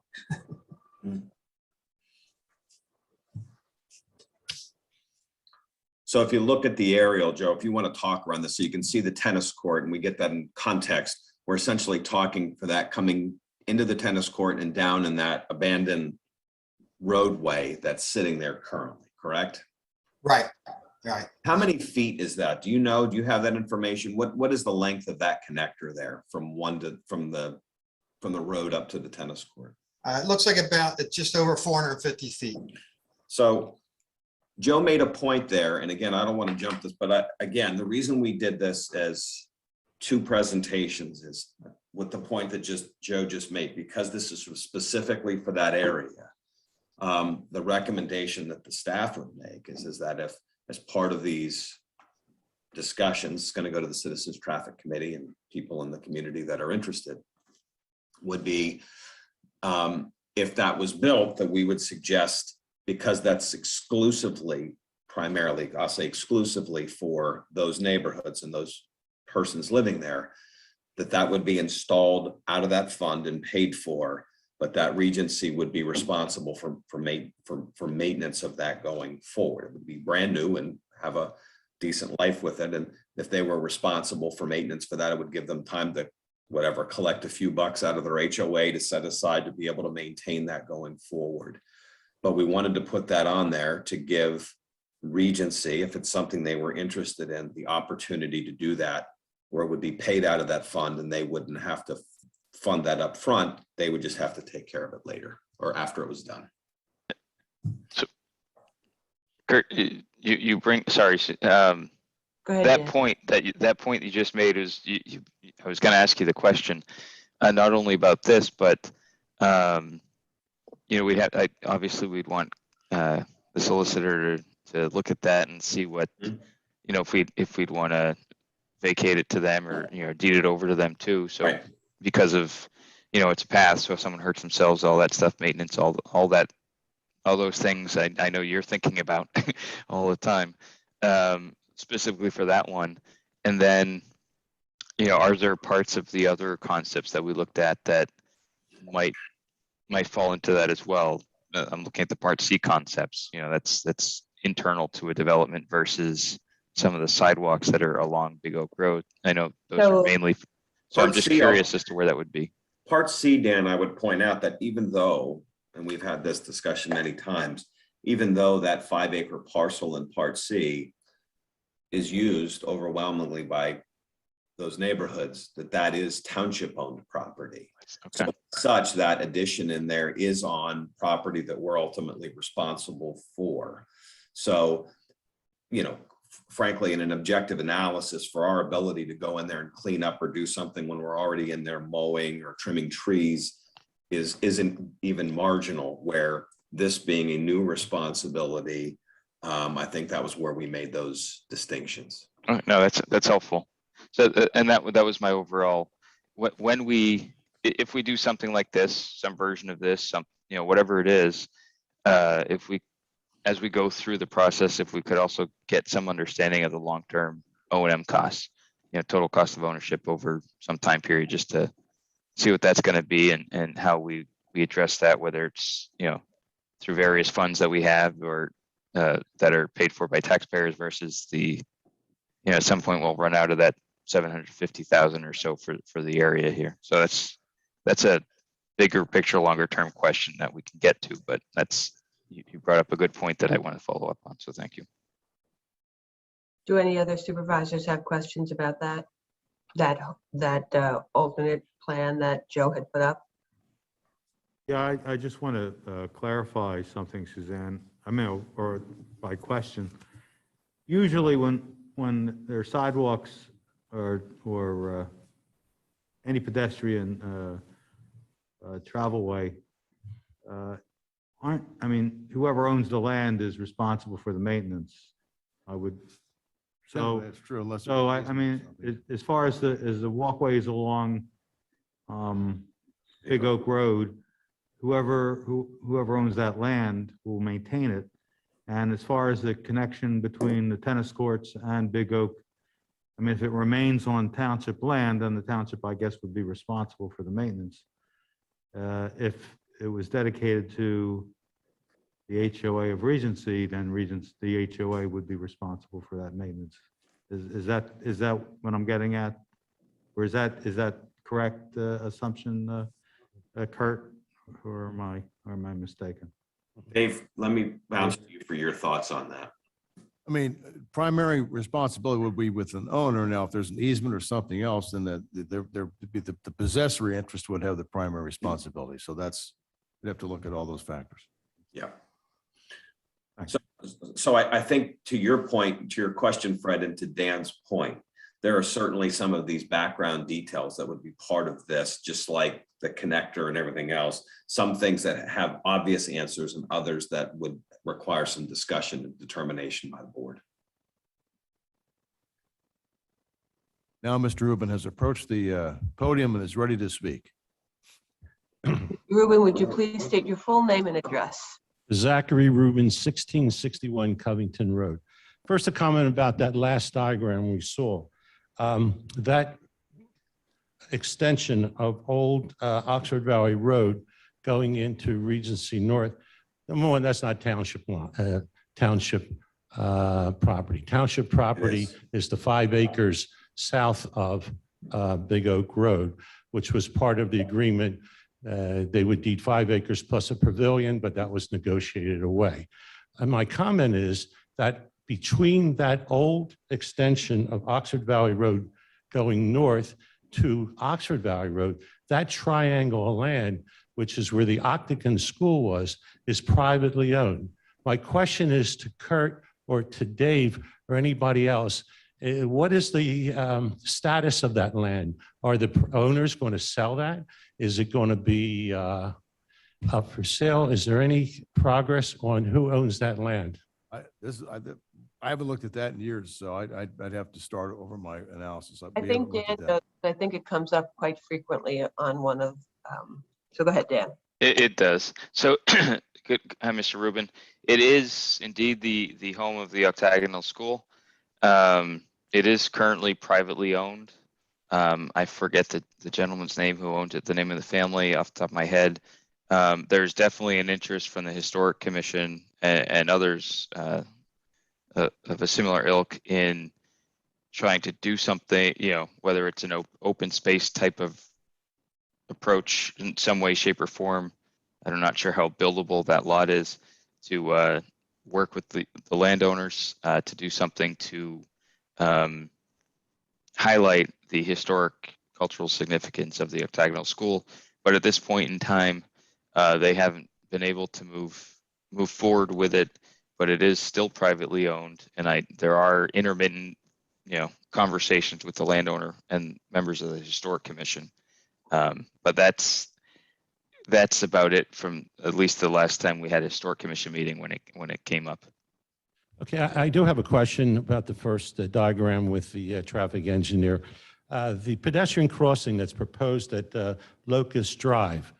If one is driving on Big Oak, would there be a sign that said you must stop for pedestrians, or it would just be some striping and things like that? How does one get across, and does that affect the traffic going on Big Oak Road? Good question. It would be a pedestrian crossing without any active control requiring motorists to stop, other than when a pedestrian is in a crosswalk crossing in Pennsylvania, you are obligated to yield to that pedestrian in the crosswalk. So there'll be a big sign saying that when pedestrians are in the crosswalk, you must yield to the pedestrian. Is that what you're saying? The cars are going 45 miles an hour on that wide road, and that's what you're proposing, correct? Right. We're proposing to choke this down and hopefully slow people down closer to the 35-mile-per-hour speed limit. And we would have pedestrian warning signs up there calling the attention to the motorists that you are approaching a crosswalk and you should be looking for pedestrians. Okay. Can I Now, ask, Joe, can you, hold on one second, Joe, can you talk one more thing? You were talking about having that center divider in there that would allow people, correct? If they, when they reach that lane, to sort of have that separation, that if a car came, that they wouldn't be dangling out there in the middle of the road, correct? Right, and instead of crossing 58 feet, which if you think about 45 miles an hour and you're trying to cross 58 feet, that means somebody's 1,000 feet away from you almost, and you're still not going to be able to finish crossing if they don't see you.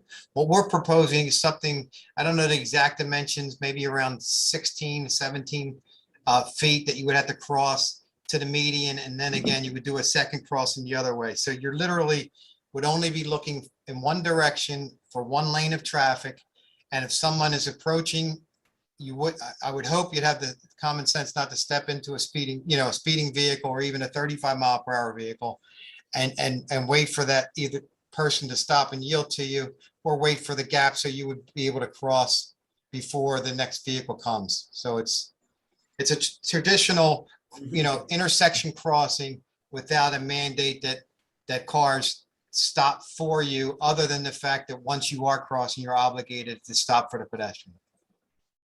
thank you. I have in front of me the original settlement between the Matrix and the other parties involved, which was signed May 18th, 2006. And on road improvements, it says the through lanes onto Big Oak Road will be 12 feet wide and each will have a 10-foot paved shoulder. Does your proposals affect that? In the area of the mid-block crossing, yes, it does.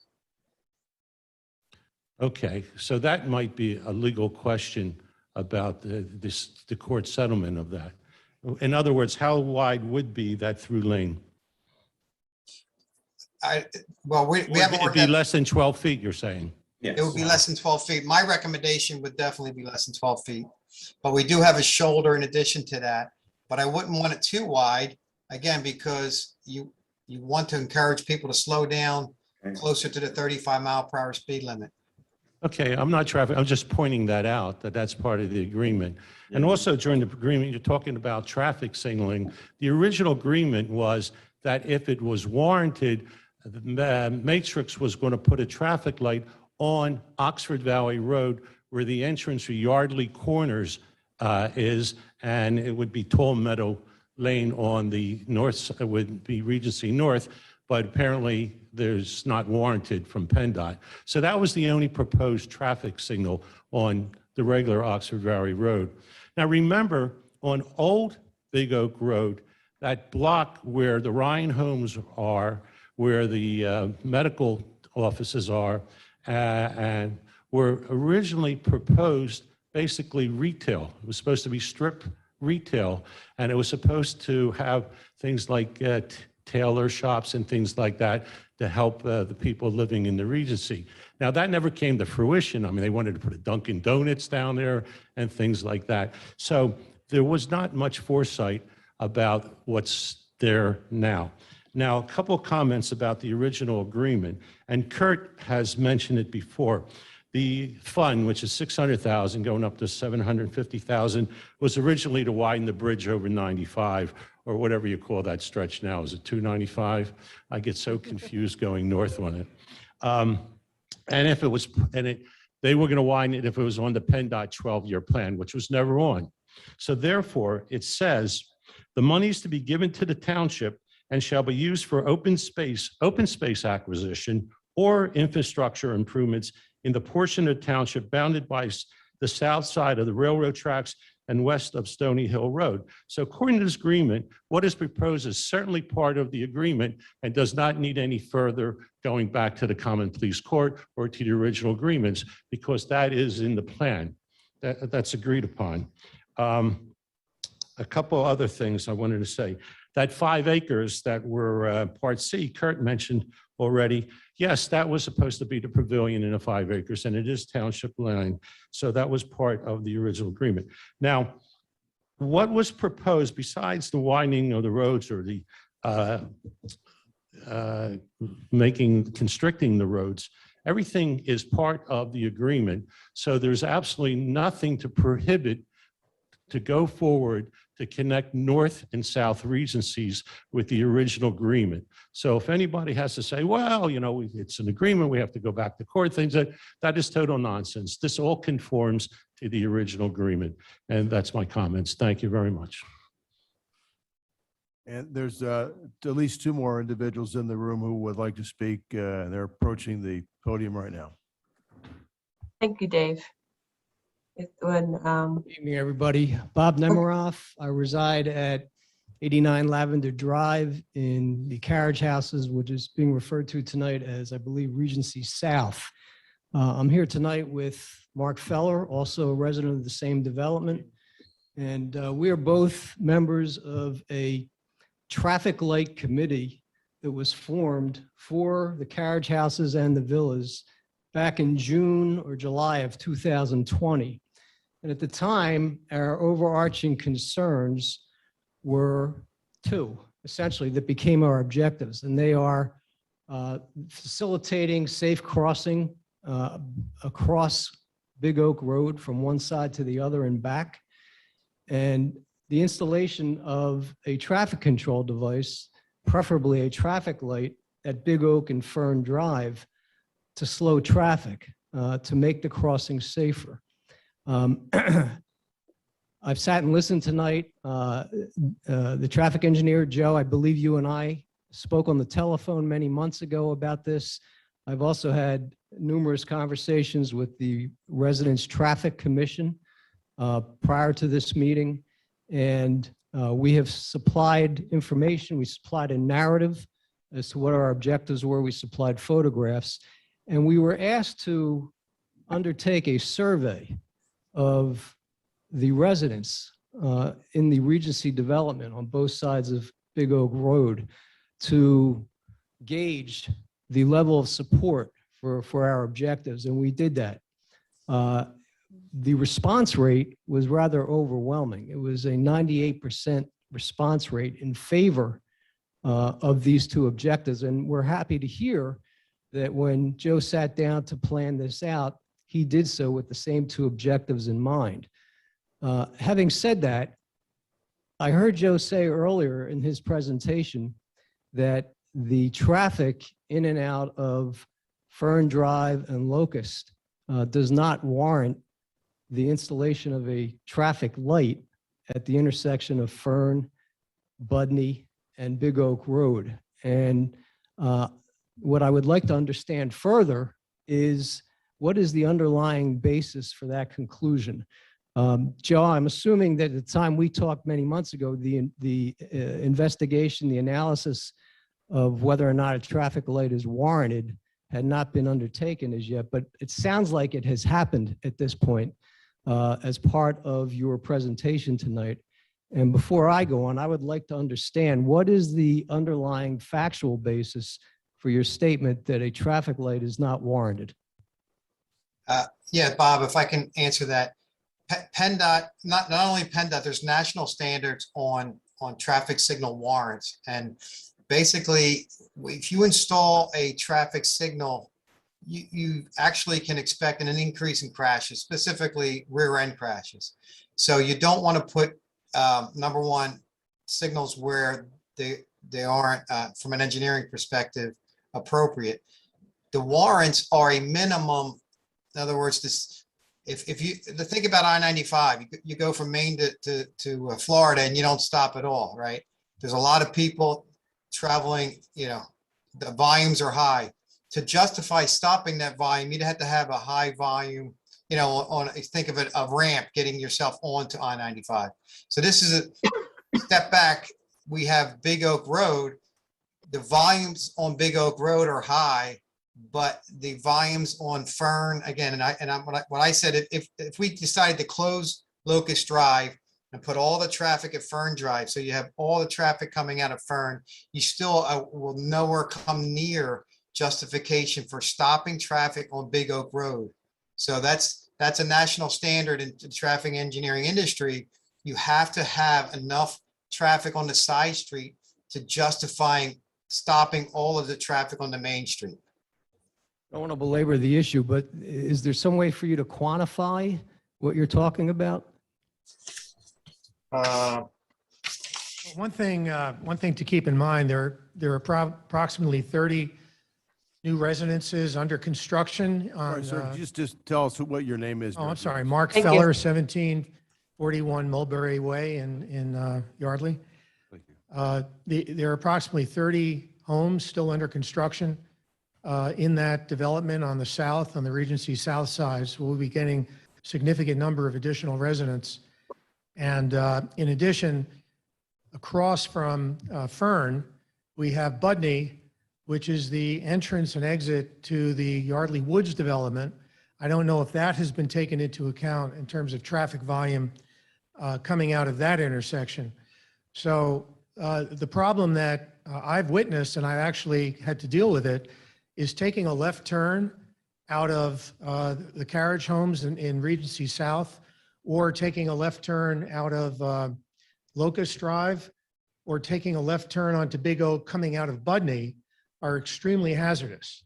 Because as was mentioned, the cars are going at a fairly high rate of speed, especially at certain times of day, usually rush hour. You can wait there 5 minutes or more to be able to pull out, and there are some pretty close calls.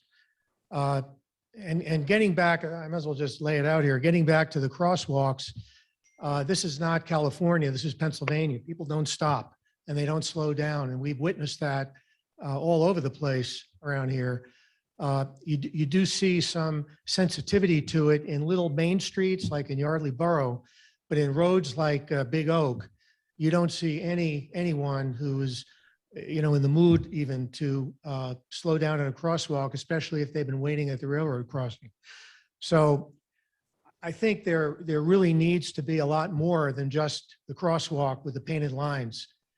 I don't know if there's anything in between a traffic light and just painted lines that would really slow people down. But, I think the consensus in our group is that the traffic light was going to be the only sure way to do it.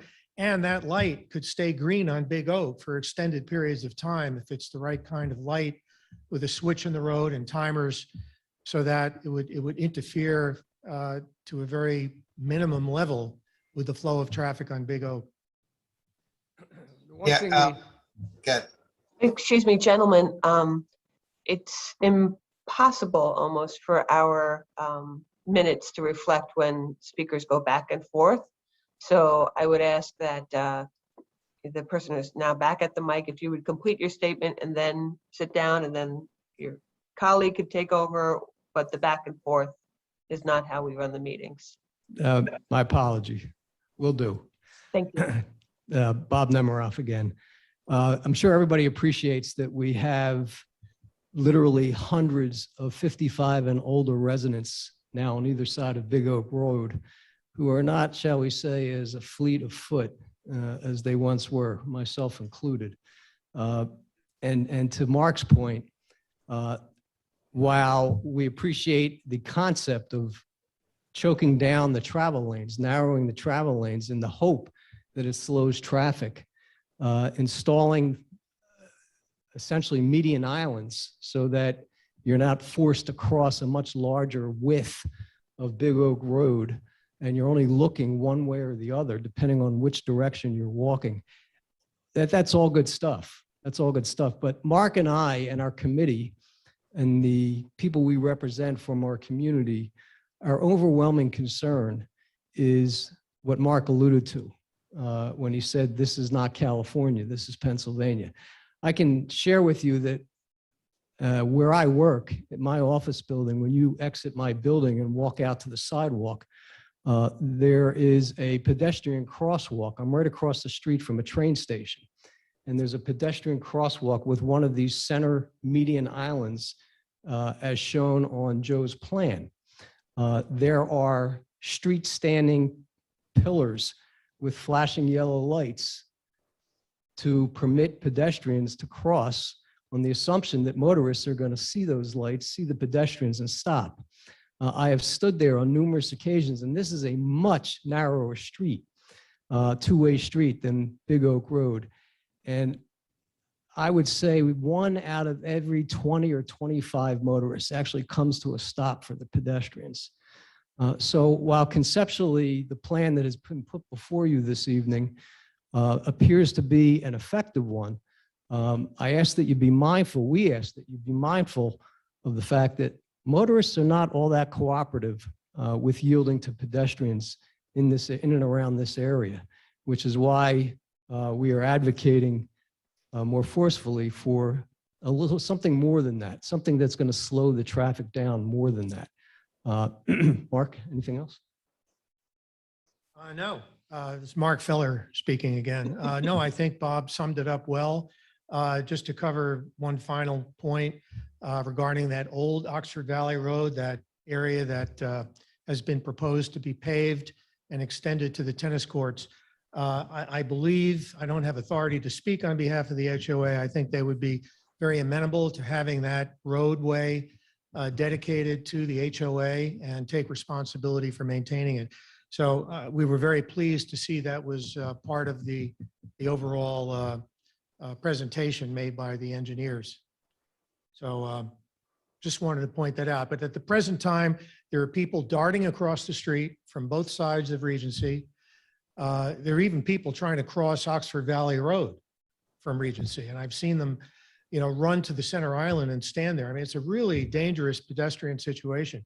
I do a lot of cycling, and trying to pull out of Locust onto Big Oak is a major challenge because I can't go as fast as a car would when I'm trying to get my foot in a pedal clip. So just appreciate your consideration. I think the engineers did really an excellent job.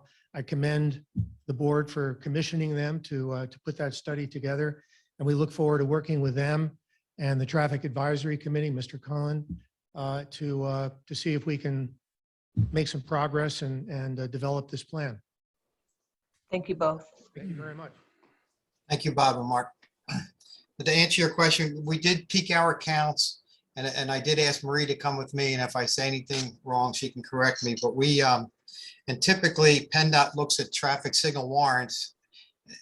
The right turns, they don't even take into account. And we projected traffic with the, I guess, the homes that aren't occupied yet. We did our best to count the cars and then project additional volumes, and it's not even close. The volumes just aren't out there. But I did want to mention to Mark and to Bob, who are having that challenge coming out of again, if I'm Regency South isn't what I should be calling it, but coming out of Fern Drive or Locust, specifically Fern Drive, it's so wide that you're sitting back at the curb. You have to go a very long distance to get into your lane. So that's one of the reasons why we're proposing choking that down to make that movement easier. So thank you. Did someone else come up to the podium? Yes, Arthur Cohn, Hi, Art. 7906 Spruce Mill Drive, Chairman, Citizens Traffic Commission. Just one comment. The one crossing there at Locust, is there going to be any sign saying on the island saying state law required to stop for pedestrians and crossway? That's a good point. PennDOT has those signs. Typically, those signs are put out at a crossing without a median, and they're actually put like on the double yellow line.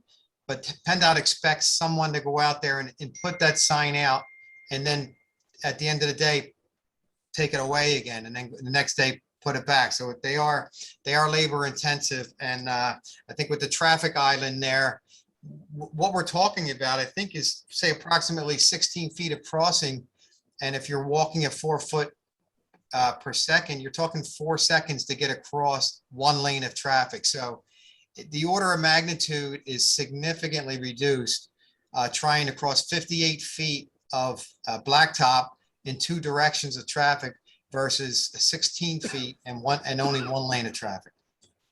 Yes, but couldn't that sign just stay there? Or you have to take it in after nightfall? I don't know. Again, I think maybe what we would be calling for the pedestrian, those bright yellow pedestrian crossing signs with the down arrows and the advanced warnings to let people know that there's a crosswalk there. That's, Okay, thank you very much. you're welcome. Yo, did you see my text? Thank you. Thank you, Art. Chair And Barr, then- Mr. Lewis has a question or comment. Thank you, David. Go ahead, John. Joe, quick question for you. When you did your vehicle counts, what was your vehicles per hour through both intersections? From the side street or on Big Oak Road? On Big Oak Road? Big Oak Road, there's a significant drop when you go from the signal at Oxford Valley to Old Oxford Valley. Right. So I get I'll do the PM. Looking, bear with me, I'm looking on my phone here. You're coming across Big Oak, you have order of magnitude about 5 over about say 650 roughly. Then when you cross over Old Oxford Valley Road, you're talking about dropping down to about just over 600. And then by the time you get to Fern, you're down to about 550.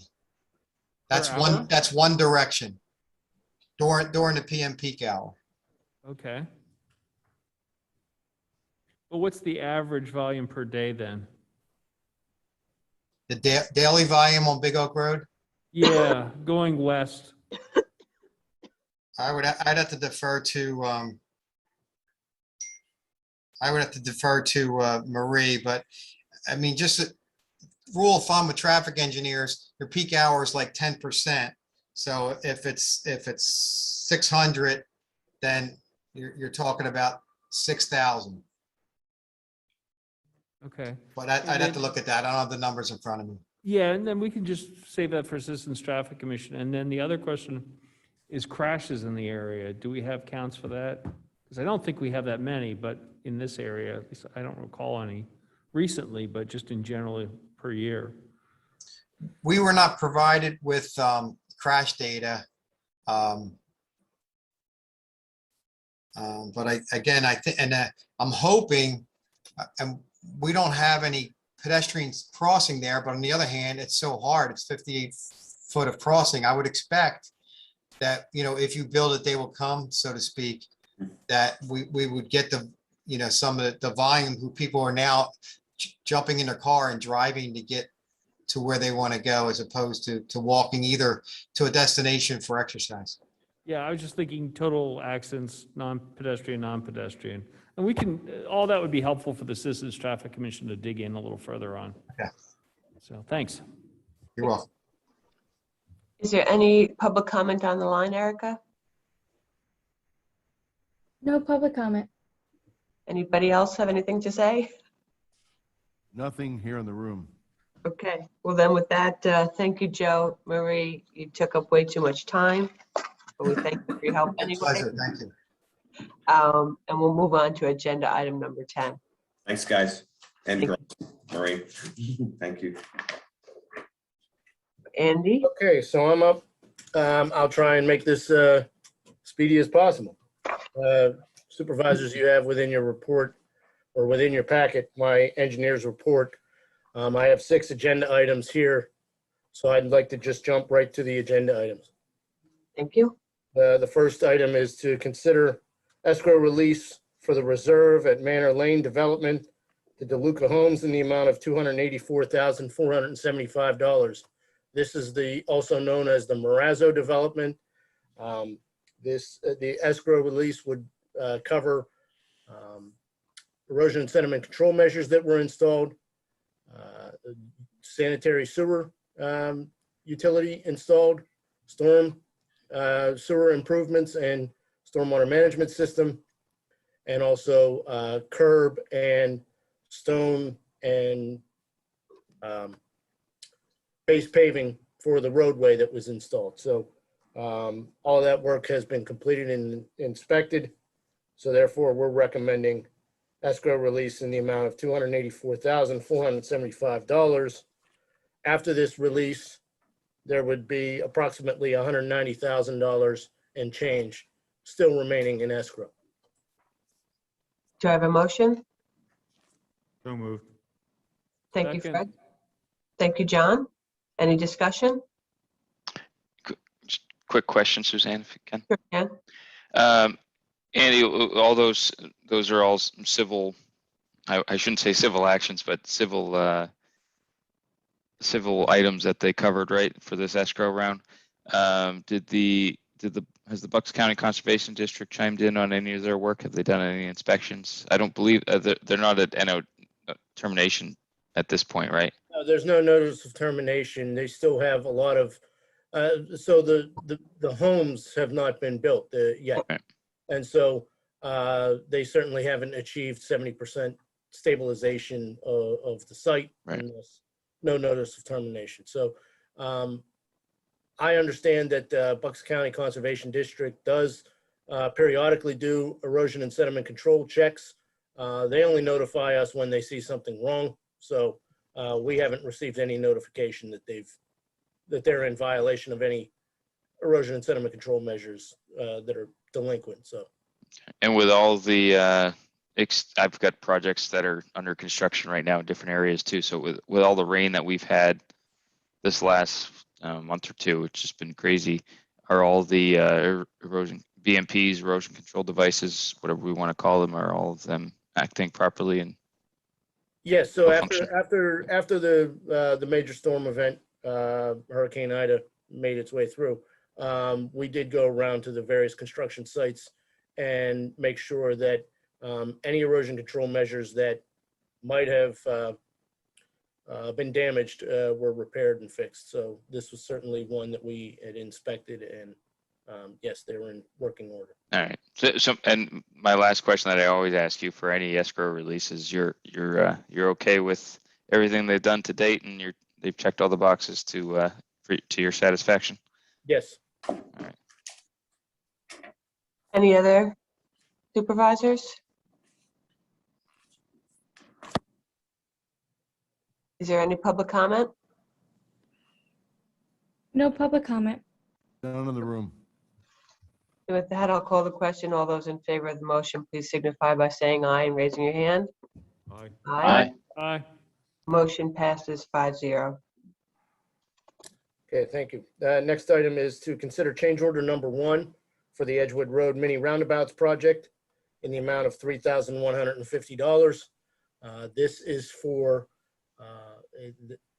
along the south edge of Edgewood Road at Schuyler Drive intersection. There was an ADA ramp that was added. That ADA ramp traversed over an existing drainage swale that was along the road. This change order was necessary to install drainage pipes underneath the ADA ramp to get stormwater runoff from that drainage swale from one side of the ramp to the other. And we've reviewed the amount, and that is a fair and reasonable amount for this work. The work has been completed, so we are recommending approval of the change order in the amount of $3,150. Is there a motion? So moved. Second? Second. Thank you, John. Any discussion? Any public comment? Susan, Oh, I'm sorry, sorry. Dan. I had a quick question. Sorry. Yeah. Andy, was that swale captured during the survey, during the initial survey before the design occurred? I don't remember off the top of my head. I mean, I believe that what was shown on the design plans was I think it was just spot elevations for the proposed ramps. I don't believe that existing elevations for the drainage swale were shown on the design plans, and that's why the change order. Okay. So the design didn't because you couldn't see it on the topography on the survey pre-design. The design didn't capture it, so it's something that you figured out in the field during the course of the project. Correct. All right. So that's unfortunate miss, but it's salvageable. So just lesson learned for the futures when we do survey to maybe try and grab those features a little bit better. That's all. Any other comment from any supervisors? Any public comment? No public comment. Thank you. Hearing none, and call the question. All those in favor, please signify by saying aye and raising your hand. Aye. Aye. Thank you. Motion carries 5-0. The next item is to consider change order number 1 for the Memorial Park project for a credit to the township in the amount of $43,984.80. If you'll remember, when we awarded the Memorial Park project,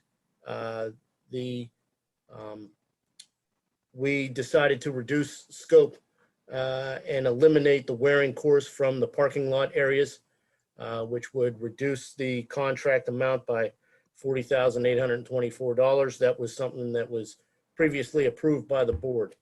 So this change order takes that. And then also, when we were awarding the project, we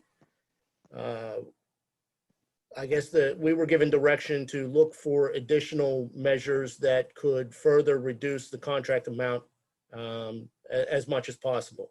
And one way that we have investigated and found that we could reduce the amount of the contract would be to change the type of stone subbase underneath the trail from something similar to what we have under the parking lots. That type of stone was less costly in the bid amounts, and so by switching that type of stone, we would save an additional $3,160.80. So you add those two up, and that's how the figure of $43,984.80 comes about. So we are recommending a change order for a credit to the township in the amount of $43,984.80. I hear a motion. So moved. Thank you, Fred. Second. Second. Thank you, Dan. Any discussion? Quick question, Dan? sorry. Mhm. So Andy, I was out there on Saturday morning after the remembrance ceremony, checking out status on what was a really nice day. I was curious about the path. I did walk out there on the path. How wide is it going to be when it's all done? It's fairly wide at the moment. It looks more like an access road right now, because obviously not finished, but I was just curious about the final layout as I tracked it around. I don't have the plan in front of me. I believe it's 8 foot wide. Okay. It's probably a couple 2-3 feet wider than that right now, but I think it looks like their heavy equipment's using that as access road. So yeah, there's portions where they're using that as access to construct the tennis courts. okay, that's what I thought. I just wanted to make sure that that's what it was being used for. That's all I have. Thanks. Any other discussion? Any public comment? No public comment. With that, I'll call the question. All those in favor of the motion, please signify by saying aye, raising your hand. Aye. Aye. Motion carries 5-0. Thank you. So along with that, the next item would be to consider pay application number 1 for the Memorial Park project in the amount of $183,736.92. This is work that Miko Constructors, Inc. is the contractor. They've completed E&S measures, earthwork, and also the stone for the tennis courts and the stone for the trail. And that's what this pay application would incorporate. So that work has been completed, and we've inspected it to our satisfaction. And thus, we're recommending payment in the amount of $183,736.92. There a motion? So moved. Thank you, John. Second. Second. Thank you, Fred. Any discussion? Go ahead, Dan. Andy, I actually had a little bit of concern about this one, just when I was out there on Saturday. There are a few areas on the, especially what's it called? I don't know, the other field, that there's sort of the tree line between the two rectangular open fields, I'll call them, or what used to be open field, now mostly gravel. But on the east side, I guess, of the tree line, there's a section of the path that is fairly rutted out probably by the heavy equipment.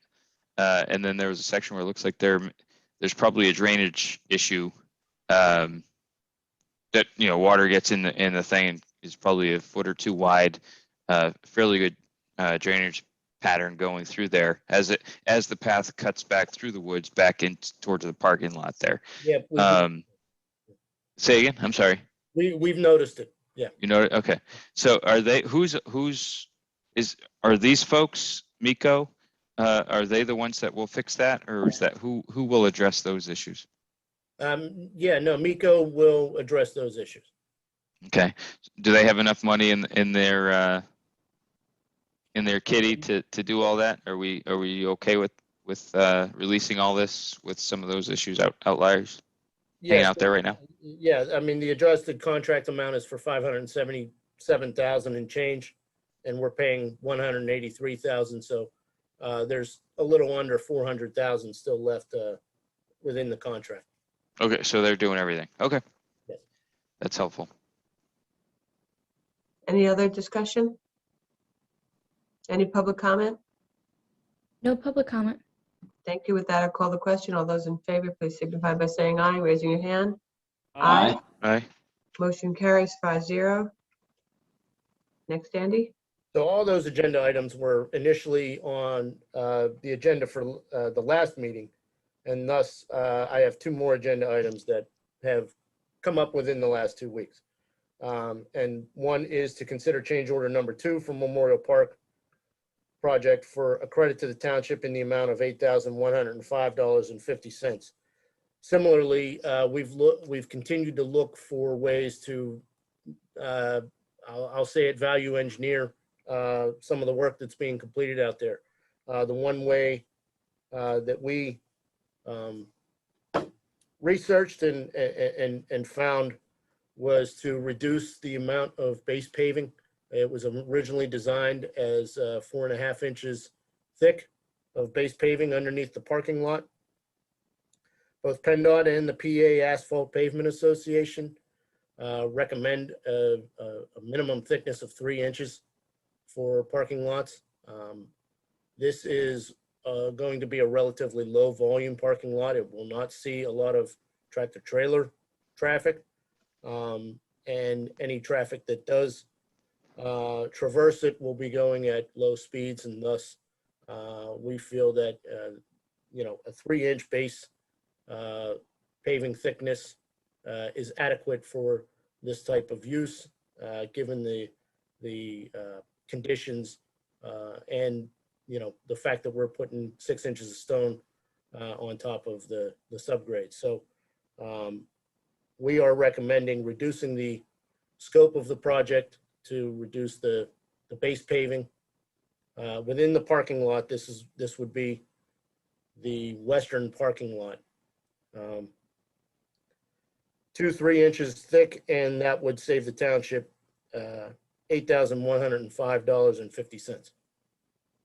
So Andy, just to reiterate before we make the motion, we're reducing the higher level to 2 to 3, but there's already 6 inches underneath. So in total, we're at 8 to 9 inches. Is that what you said? So there's 6 inches of stone as your sub base, and then there's asphalt base paving that would go over top of that. And originally the design called for 4.5 inches of asphalt base paving. We're reducing that to 3 inches. Okay, thank you. So let's get a formal motion. Let's start the discussion. So moved. Thank you, Dan, for the motion, Fred for the second. Is there discussion? Kurt, you're on mute. I also want to make a point that I hope, Dan, keeping in mind the other questions you asked, So we are always looking at the cost of this contract, things that may come up that may need to be tweaked near the end that we're seeing.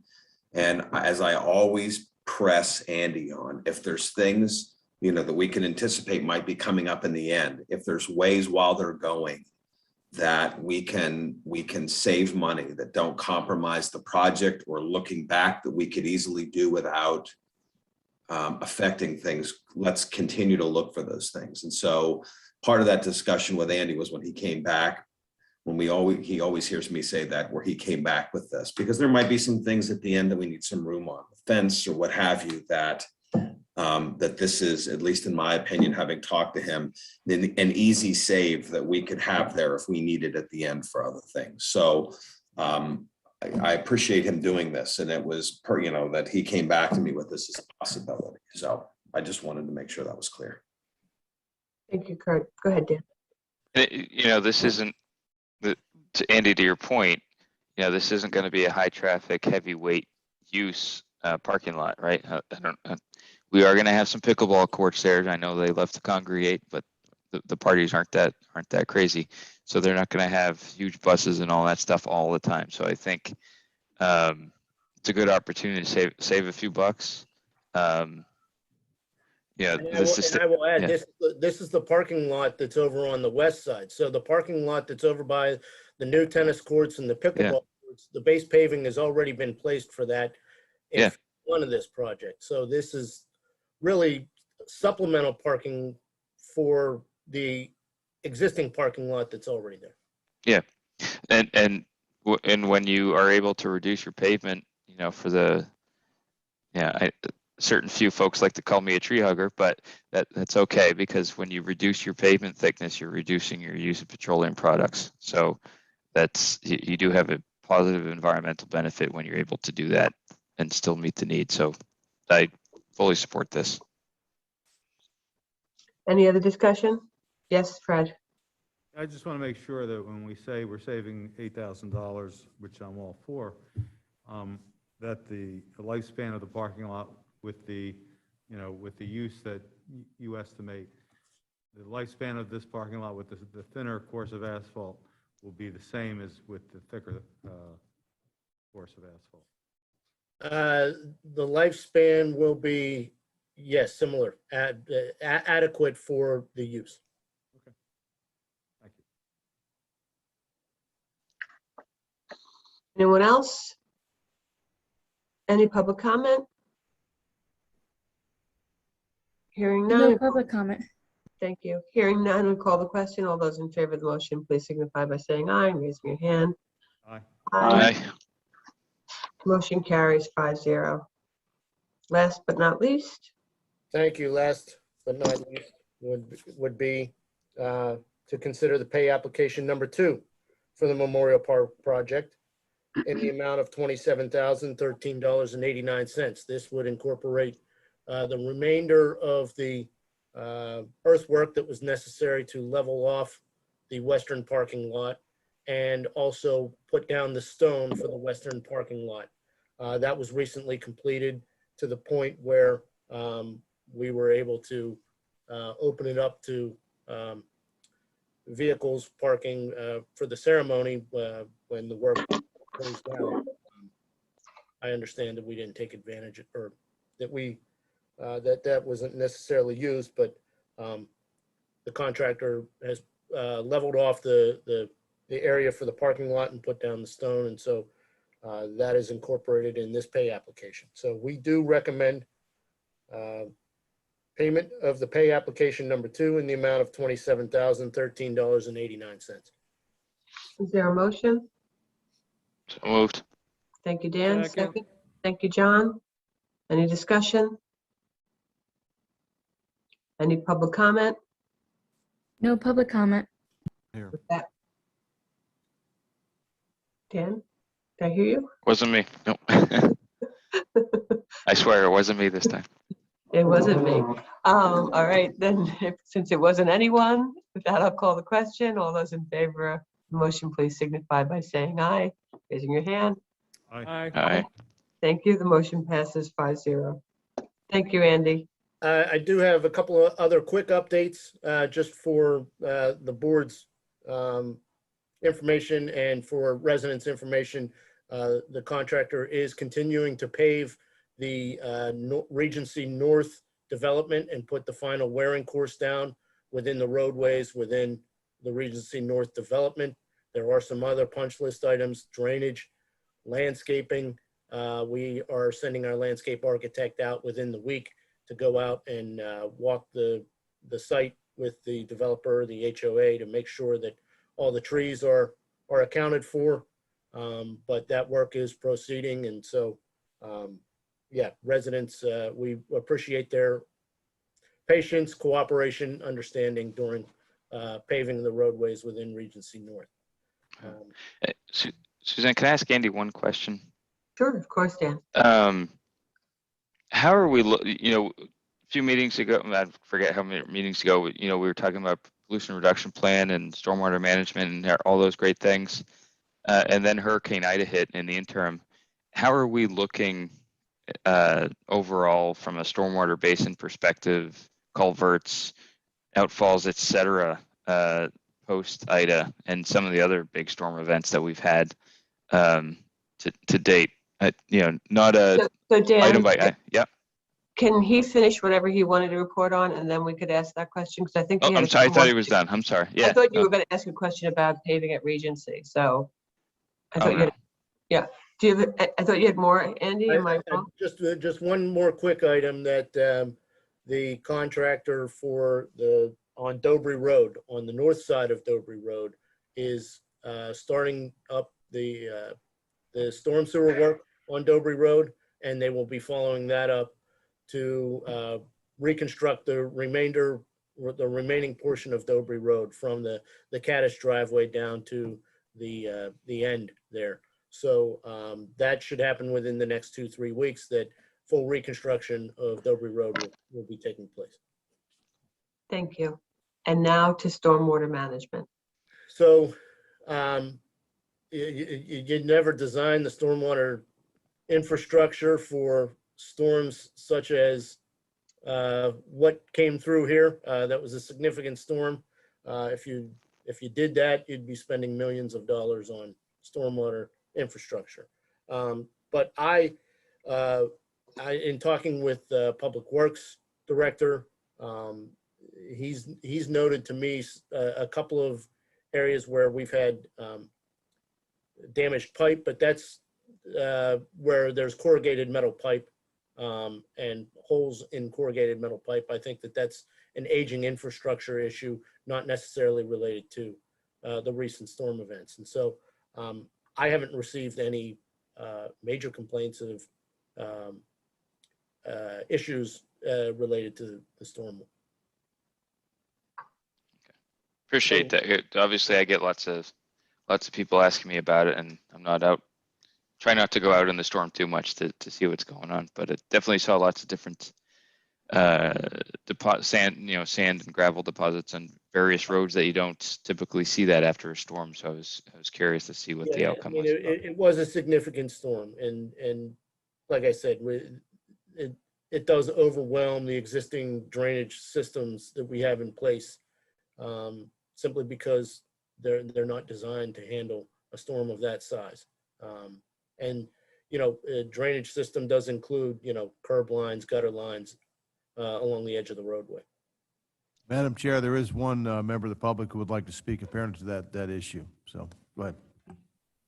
Please, thank you for that, Dave. Would the audience member please state their full name and address for the record? Thank you, Dave. My name is Dave Rischel. I live on Meadow Drive. So I was here tonight. I didn't realize there was going to be an agenda item, but I just wanted to come and speak to the supervisors and sort of ask that question about stormwater management. I don't know if you're aware, but our neighborhood did flood. We had about a dozen homes that had first floor or basement water. And I think our question is kind of, I'm just speaking for myself, but of course, all of us in the neighborhood have talked. And I think what our concern is that it's become almost routine whenever we have really heavier than normal So rainstorms. Dave, Yes. I'm not really sure how to handle this because you have responded to the supervisor's inquiry, but really you are on a non-agenda item, which we usually reserve for public comment, which is later on in the agenda. Yeah, that's what I was expecting, but I didn't know if I could talk now. Do you want me to wait? That would be appropriate. Sure, it's fine with me. Okay. Thank you so much. We'll try to hurry along. Okay, so with that, project updates? Sure. Do you mind, to the chair, if I go out of order here for just a second with those project updates? So very quick, I just want you to be aware a couple updates that aren't in here. By the second meeting in October, this is relevant to Project D Woodside Bike Path. I'm expecting that Remington Vernick will be prepared to present to the board a concept plan at by that second meeting in October. Certainly, I'll coordinate the timing of that with the chair, but we should have something in place. On item F, Route 332 Mirror Lake, that project was awarded to Armor. They were diverted with the storm themselves, with all the lights that were out, as you can imagine from the storm. I'll have a specific timeline update, but I'm told that they, in all likelihood, will be starting late next week with that project.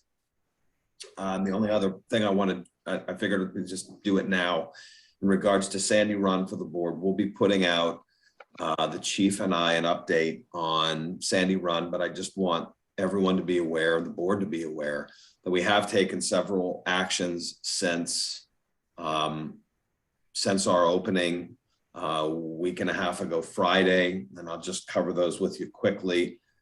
We cut back trees on Schuyler and Edgewood to improve the sight line on the Schuyler roundabout.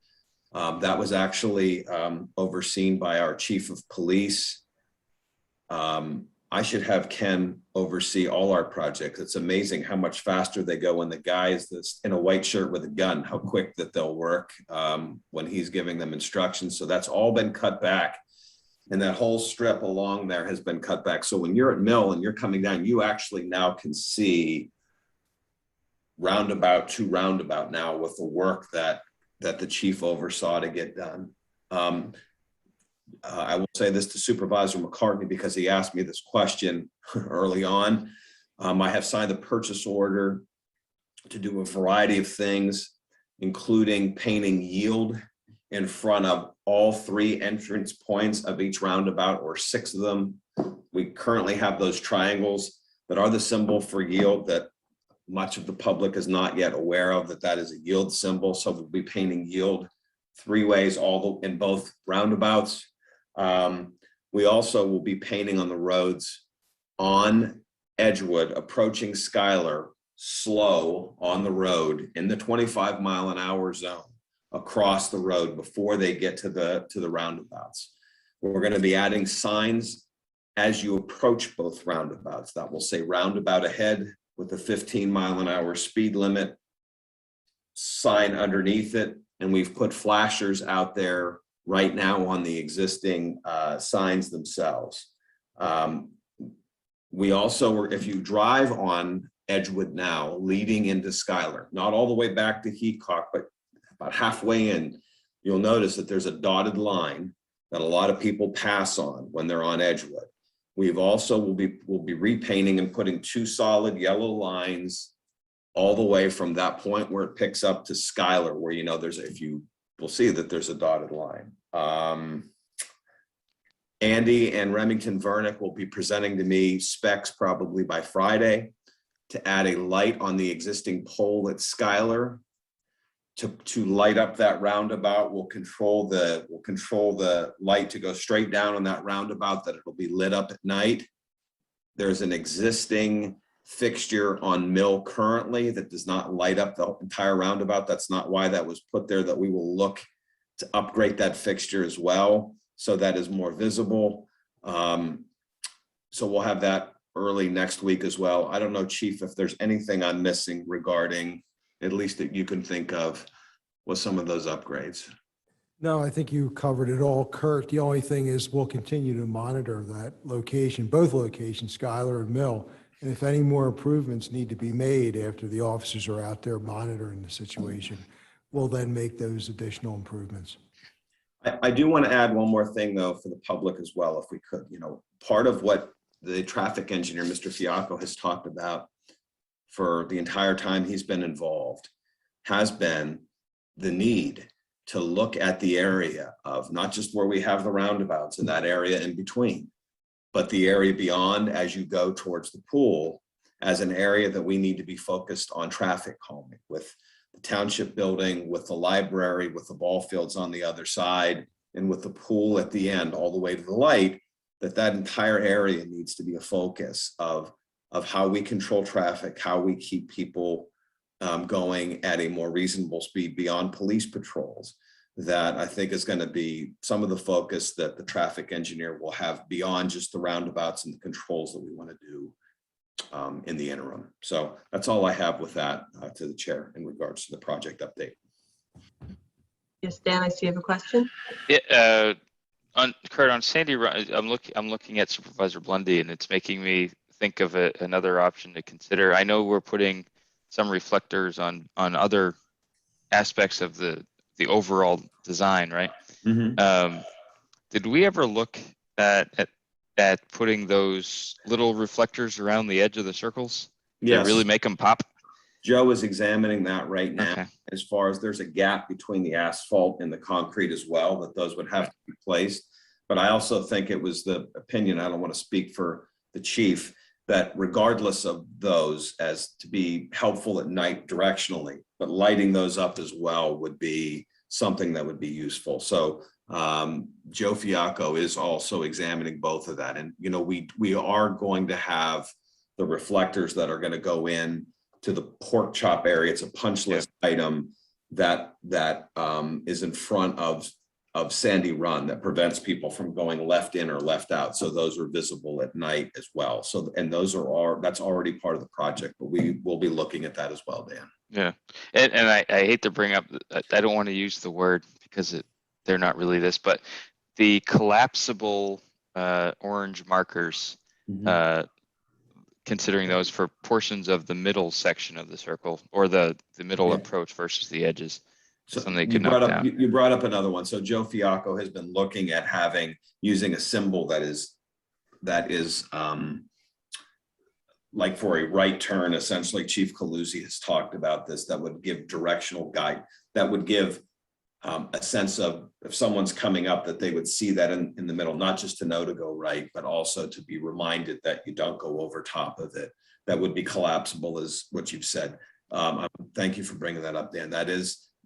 Joe has picked out what symbol he would like on there, but it's more about having that place there. And the idea would be that it would not be mounted into that asphalt where it would cause damage if someone ran it over, where it would damage the asphalt, but it would just be run over. So yeah, that'll be one other item that we look at. The word I didn't want to use was chicanes, because those features were fairly similar.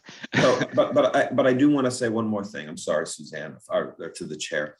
You know, I've been down on Schuyler especially 10 times, and I've been down there with the police department. I've been down there with the command staff, with the captain and lieutenant as well. And I think we're going to have to be cognizant as well that, you know, we put in those crosswalks at Schuyler, crossing Schuyler, and then Edgewood, getting across Edgewood. And on numerous occasions have watched pedestrians not use the crosswalks and literally walk through the roundabouts themselves. And, you know, so in the end, we're going to have to, and we've reminded people when we're out there, we put those crosswalks in to use. And there's been a lot of discussion from people calling in that have said we shouldn't even have those crosswalks there. And I know Joe Fiacco's position is if you don't have crosswalks there, you're not providing someone with a legal mechanism to cross, and you're basically going to they'll be directed, they will go to the roundabouts themselves. Now, even though they're still doing it, we at least have those crosswalks there. And I think we're going to have to discuss how we reinforce or encourage people to use them and not do what we've seen on numerous occasions. And then Kurt, the question on the separate project that I want to ask you about, I know they started, this is towards the bridge. I know they started the paving, they, at least on Taylorsville. Dan, hold on a second, because I just want to close the loop if any other supervisor has a question on Sandy Run. We're good? Okay, go ahead, Dan, you want to go to paving? Yeah, great use of the word loop, by the way. That was good. Good timing. No, I know they started the paving, the bridge folks started the paving on Taylorsville. They didn't necessarily connect the two sections yet that I could tell. So I'm wondering if we've gotten any more from them in terms of if and when they're going to do that. And obviously, the gentleman in the audience who lives on Meadow is probably interested in this too, since it's the Mapleville neighborhood, to see when they're going to fix that section. I don't have an exact date. They said they were going to be out to do that all after Labor Day. So if they're out there, which is good, I don't have a specific time frame as far as precisely the day, but I'll make sure our public works director touches base with those project manager literally every week to reconfirm their time frame. So I'll make sure that we touch base with him again. Appreciate it. Is there any public comment on managers' project updates? Sorry, project updates. No public comment. Thank you. Then moving on to agenda item number 12, manager report. Thank you. The first item, we don't even need to make a motion on. I just need to bring these out that we can make sure that Janelle gets in our minutes. You will be presented with the budget in early November, that all of these numbers will be in here. But the state requires this to be part of the record prior to the budget being presented. And that is every year, as we've talked about in a couple of meetings, we have our minimum obligations to go towards our pension plans. We have the pension, we have the non-uniform defined benefit plan, and our new defined contribution plan. So I do want to get on the record that we have done those calculations for 2022. The police pension plan minimum obligation, MMO, will be $1,053,793. The MMO for the non-uniform defined benefit plan will be $411,075. And the MMO for our defined contribution plan, our newest plan, that all new hires who are not police officers go into for 2022 will be $117,065. So that'll be on the record. I will say that the police pension has jumped up a bit. We do this calculation every year, along with the actuary based on age, based on pay raises, what have you, and you will be seeing that number in your budget in the next 7 weeks or so. The other item I have is every year we do, as part of the Bucks County Consortium, the bid for salt. The low bidder this year, again, was Morton Salt. Yes, the same company, Morton Salt, for a deliverable price of $57.88 per ton delivered. And Dan, because I know you'll ask, and I say that out of appreciation and no sarcasm at all, that is an increase from last year of $10.13 per ton. Because it is delivered, I think primarily it is because of anticipation of, we know there's shortages of drivers, an increase in fuel costs, $57.88 a ton. We tend to spend, depending on how harsh of a winter it is, we tend to budget between $70,000 and $80,000 a year for salt. So warm weather, at least for this budget item, is good, but I'm asking for approval to award that 2021-22 consortium salt bid to Morton Salt at a cost of $57.88 per ton. So moved. Thank you, Dan. Thank you, John. Any discussion? Any public comment? No public comment.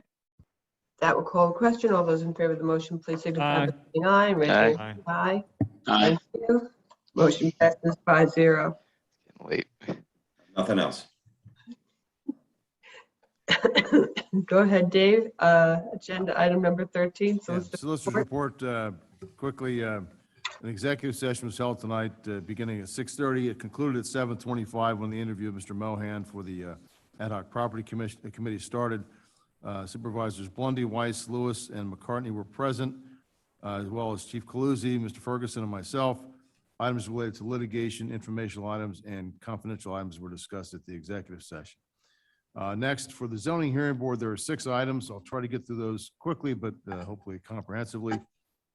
First, appeal number 21-1928, Warren Perry is appealed for property located at 500 American Drive, tax parcel 20-057-076, requesting a variance from the Township Zoning Ordinance 200-23 capital B in order to install a patio and concrete pad for a hot tub, which would increase the impervious surface from existing 20.28% to 22.2%, where 18% is the allowable amount.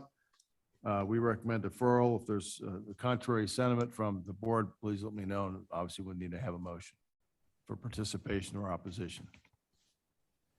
Hearing none. Next, item B, appeal 21-1929, Eric Jaffe is appealed for the property located at 990 Yorkshire Drive in the Township tax parcel 20037-269. He is requesting a variance from the Township Zoning Ordinance 20-22 in order to install a 628 square foot addition, which would decrease the rear yard setback to 35 feet where 50 feet is otherwise required. Again, we would recommend deferral to the zoning hearing board unless there's a contrary sentiment. Hearing none. Item C, appeal 21-1930, Andrew Evans appeals for property located at 28 South Homestead Drive, tax parcel 20-039-062. He is requesting a variance from the Township Zoning Ordinance 200-23 capital B, similar to the one we had 2 items before this, in order to permit the installation of a 287 square foot 1-story addition. The applicant is requesting to increase the impervious surface from the existing 18.6% to 20.2%, where 18% is the allowable amount. Again, we would recommend deferral as the zoning hearing board is very adept at addressing stormwater management mitigation issues. Hearing no contrary sentiment to the recommendation for deferral, the next item D, appeal 21-1931, Sean Ramsden and Monica Bonaconti, appeal for the property located at 6 Ardsley Road in the Township tax parcel 20-047-049. They're requesting a variance from the Township Zoning Ordinance 200-13 in order to construct a front entryway and rear deck. The applicant is requesting a reduction in the front yard setback to 45 feet where 50 feet is the required amount, and a reduction in the rear yard setback to 45 feet where 50 feet is the required amount. We all once again recommend deferral. Hearing nothing to the contrary. Item E, appeal 21-1932, Lucy and Albert Janikova, appeal for the property located at 1704 Makefield Road, tax parcel 20-042-109. They're requesting a variance from the Township Zoning Ordinance 200-22 and from Zoning Ordinance 200-69 point capital A in order to subdivide the property to construct a single-family dwelling. Those particular variances, one has to do with the width of the proposed subdivided lot, which would be, instead of the required 110 feet, would be 95.5, and also for a side yard setback, which normally would be 10 feet, reducing it to just slightly under 7 feet. Given the location and some other issues, we recommend participation, but that's entirely up to the board to determine what they want to do. Do I hear a motion? So moved. Thank To you. participate. Fred moved first. I'll Dan, second then. Is there any discussion? Yes, Dan? Sure. Dave, I'm looking at the Bucks County parcel map just to make sure I'm clear on the parcel. And you actually have roads on 3 of the 4 sides of the Yes. parcel. That's correct. With kind of fairly heavily wooded down the middle, and there's looks like at least a house and some outbuildings, if not a couple. I would say there's at least 3 outbuildings. If I'm fairly familiar with the intersection. I think there's at least 3. You're correct. Yeah. So I think it's, it's a bigger lot than some of the surrounding ones, but I think it is a good idea to participate in this one because it is a very unique, sort of a 2-corner lot there Yep. on each one. It's a pretty accurate description, I would say. Any other discussion? Any public comment? No public comment. that, I call the question. All those in favor of the motion, please signify by saying aye, raising your hand. Aye. Aye. John and Thank Fred, I you. couldn't hear you. Are you ayes? Yeah, they were ayes here, yes. Thank you. Motion passes 5-0. F, Yes, finally, appeal number 21-1933, Dr. David Faust, I guess, trading as or care of Bucks County Smiles, for property located at 1648 Dobry Road, tax parcels 20-032-011 and 20-032-013-001. The applicant is requesting a variance from Township Ordinance 200-61 C to permit natural resources setbacks to measure from the edge of the lot lines, whereas the setbacks would otherwise be measured from the edge of the natural resources. Also, Township Ordinance 200-51 B 4 d, so as to permit a 33% disturbance of the wetland buffer zone, whereas no disturbance is otherwise permitted. Also, variance request from Township Zoning Ordinance 200-51 B 6 b, so as to prevent a 75% disturbance of identified woodlands where only a 30% disturbance is otherwise permitted. Also, variance request from Township Zoning Ordinance 200-46, so as to permit a front yard setback of 14.3 feet from the ultimate right-of-way of Dobry Road where a resident 100-foot setback is otherwise required. It should be noted, however, that this represents a 33.9-foot reduction from the existing 48.2-foot setback. Also, variance request from Township Zoning Ordinance 200-46, so as to permit a side yard parking lot setback of 12.2 feet, whereas 37.5 feet is otherwise required. And also request from Township for a variance from Township Zoning Ordinance 200-80 to exclude the requirement of loading berth for a business having a gross floor area of 6,000 to 20,000 square feet, whereas one loading berth would otherwise be required. Given the numerous requests and also some of the potential disturbances and the location, we recommended a minimum participation. But that's, again, entirely up to the board whether they want to do that or defer or to oppose. I'll make a motion to oppose. is there a second? Second, John? Any discussion? Just Go ahead, Jan. from a very high level, I'm looking at this on various map sources, and we're the one parcel is completely wooded. We have wetlands in there, wetland buffers, woodland buffers, the whole nine. It basically is asking for variances from all these various ordinances that we've established over the years to protect these resources. You also have some unique wooded, forested corridors that are great wildlife habitat, and that's why we have them there. That's why we try to protect them. In a suburban development like ours, it's important to keep those. So I would very much support opposing this particular one.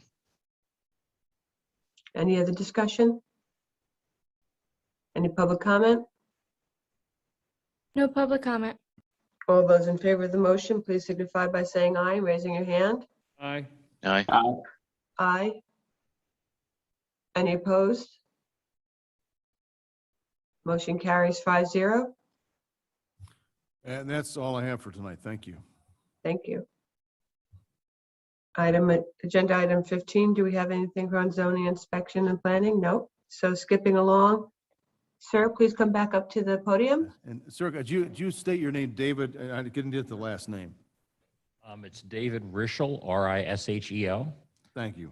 And I live at 220 Meadow. And I think my reason for coming tonight, it was kind of extemporaneous.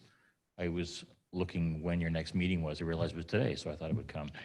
I just wanted to share a little bit about what happened and kind of ask for your help, because what we've noticed in the neighborhood is that the occurrence of having excessive runoff that even covers the crown of the road is becoming more and more common. And whether that's because drains upstream aren't clear or aren't adequate, or whether it's because the system simply wasn't made for this amount of water, I don't know.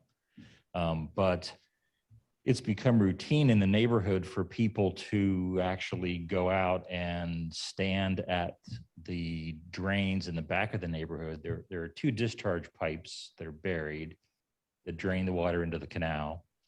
And there are two grates, two street grates for each of those two pipes. There's like 4 intake points. And what has happened is that every time we get a heavy rainstorm, we essentially go out and make sure that those stay clear, because if they don't stay clear, the water quickly rises. And I live on Meadow, which is kind of a half a block up from what flooded, and it really has become routine. And on the one hand, we could say, well, put another drainage pipe in, but one of the things that we also noticed with this last storm is that that could simply cause flooding over the canal into neighborhoods below that. So it really seems to us like maybe the storm drainage system capacity just isn't what it needs to be. That's kind of the question we have. And we're not really sure, what to do. We'd like to talk to somebody about what is what is it? Is it the stormwater management plan? Is that what it's called?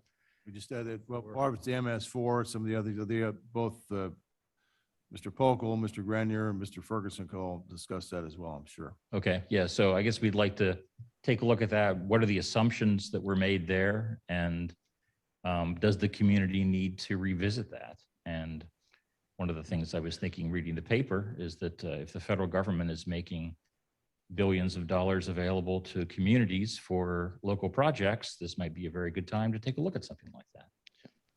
So thank you for the opportunity to speak with you.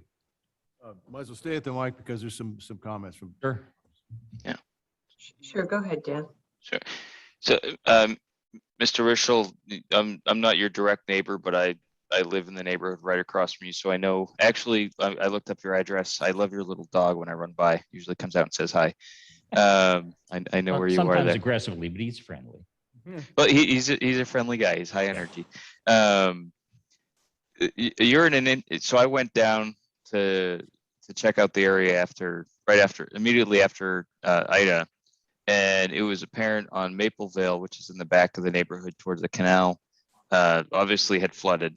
By the time I didn't go down when it was flooded, but the roads were covered in sand and dirt and debris. So it was very clear that there was a good level of flooding there. And I talked to a few of your neighbors on Maple Vale who were coming into, bringing stuff outside to dry and bringing new stuff inside, et cetera.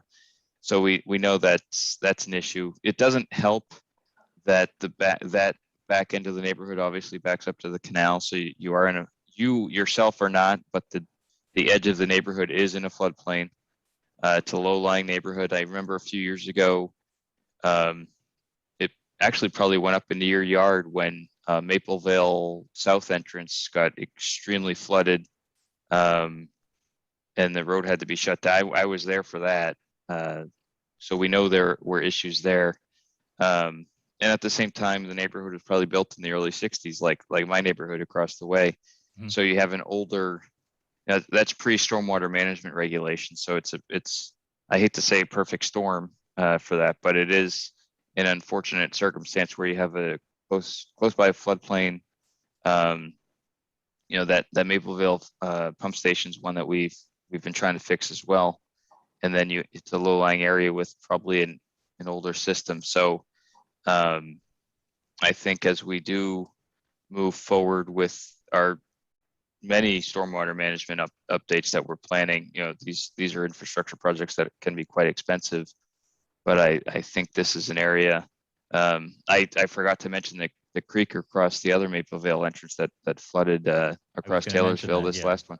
I saw that too. A few years back, I was carrying logs out of the middle of Taylorsville that were flooded in the middle of that to get them out of the way. I live right there. So that whole area is surrounded by flooding potential, unfortunately. So long term, we should take a look at how to address it, to your point. Sure, thank you. So Andy, yes, please. Yeah, I will say that we have two items that we're currently working on. One is the pollution reduction plan, and that's what we put out for public comment in the month of August.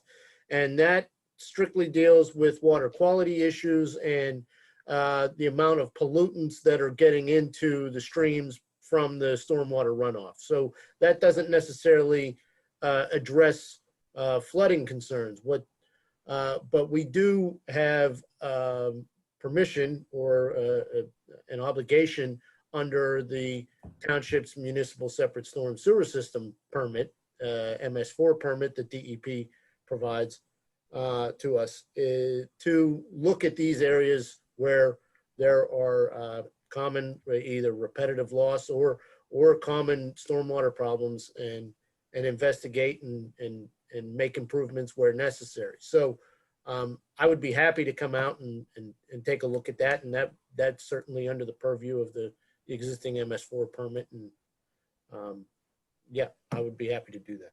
Excellent. Thank you. Yeah.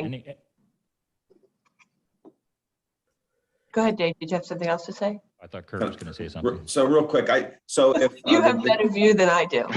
if the gentleman at the podium, my email is online, kurtf@lmt.org. Send me an email and I can coordinate not just Andy, but the great part about our staff is I have 2 other PEs who are on staff who can accompany Andy to just, one of them will have context for the area and stuff that we can have everybody there to take a look, point out anything you want to point out, and at least get started that way. Okay, great. Yeah, anything that we can do to help solve this problem. I mean, we're interested in not flooding anymore.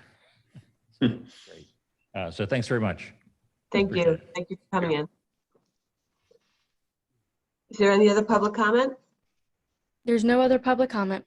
Nothing here in the room. Mr. Rubin is not standing, so he apparently is not going to bless us with what? He's almost. Dave. Never mind. You had to do it.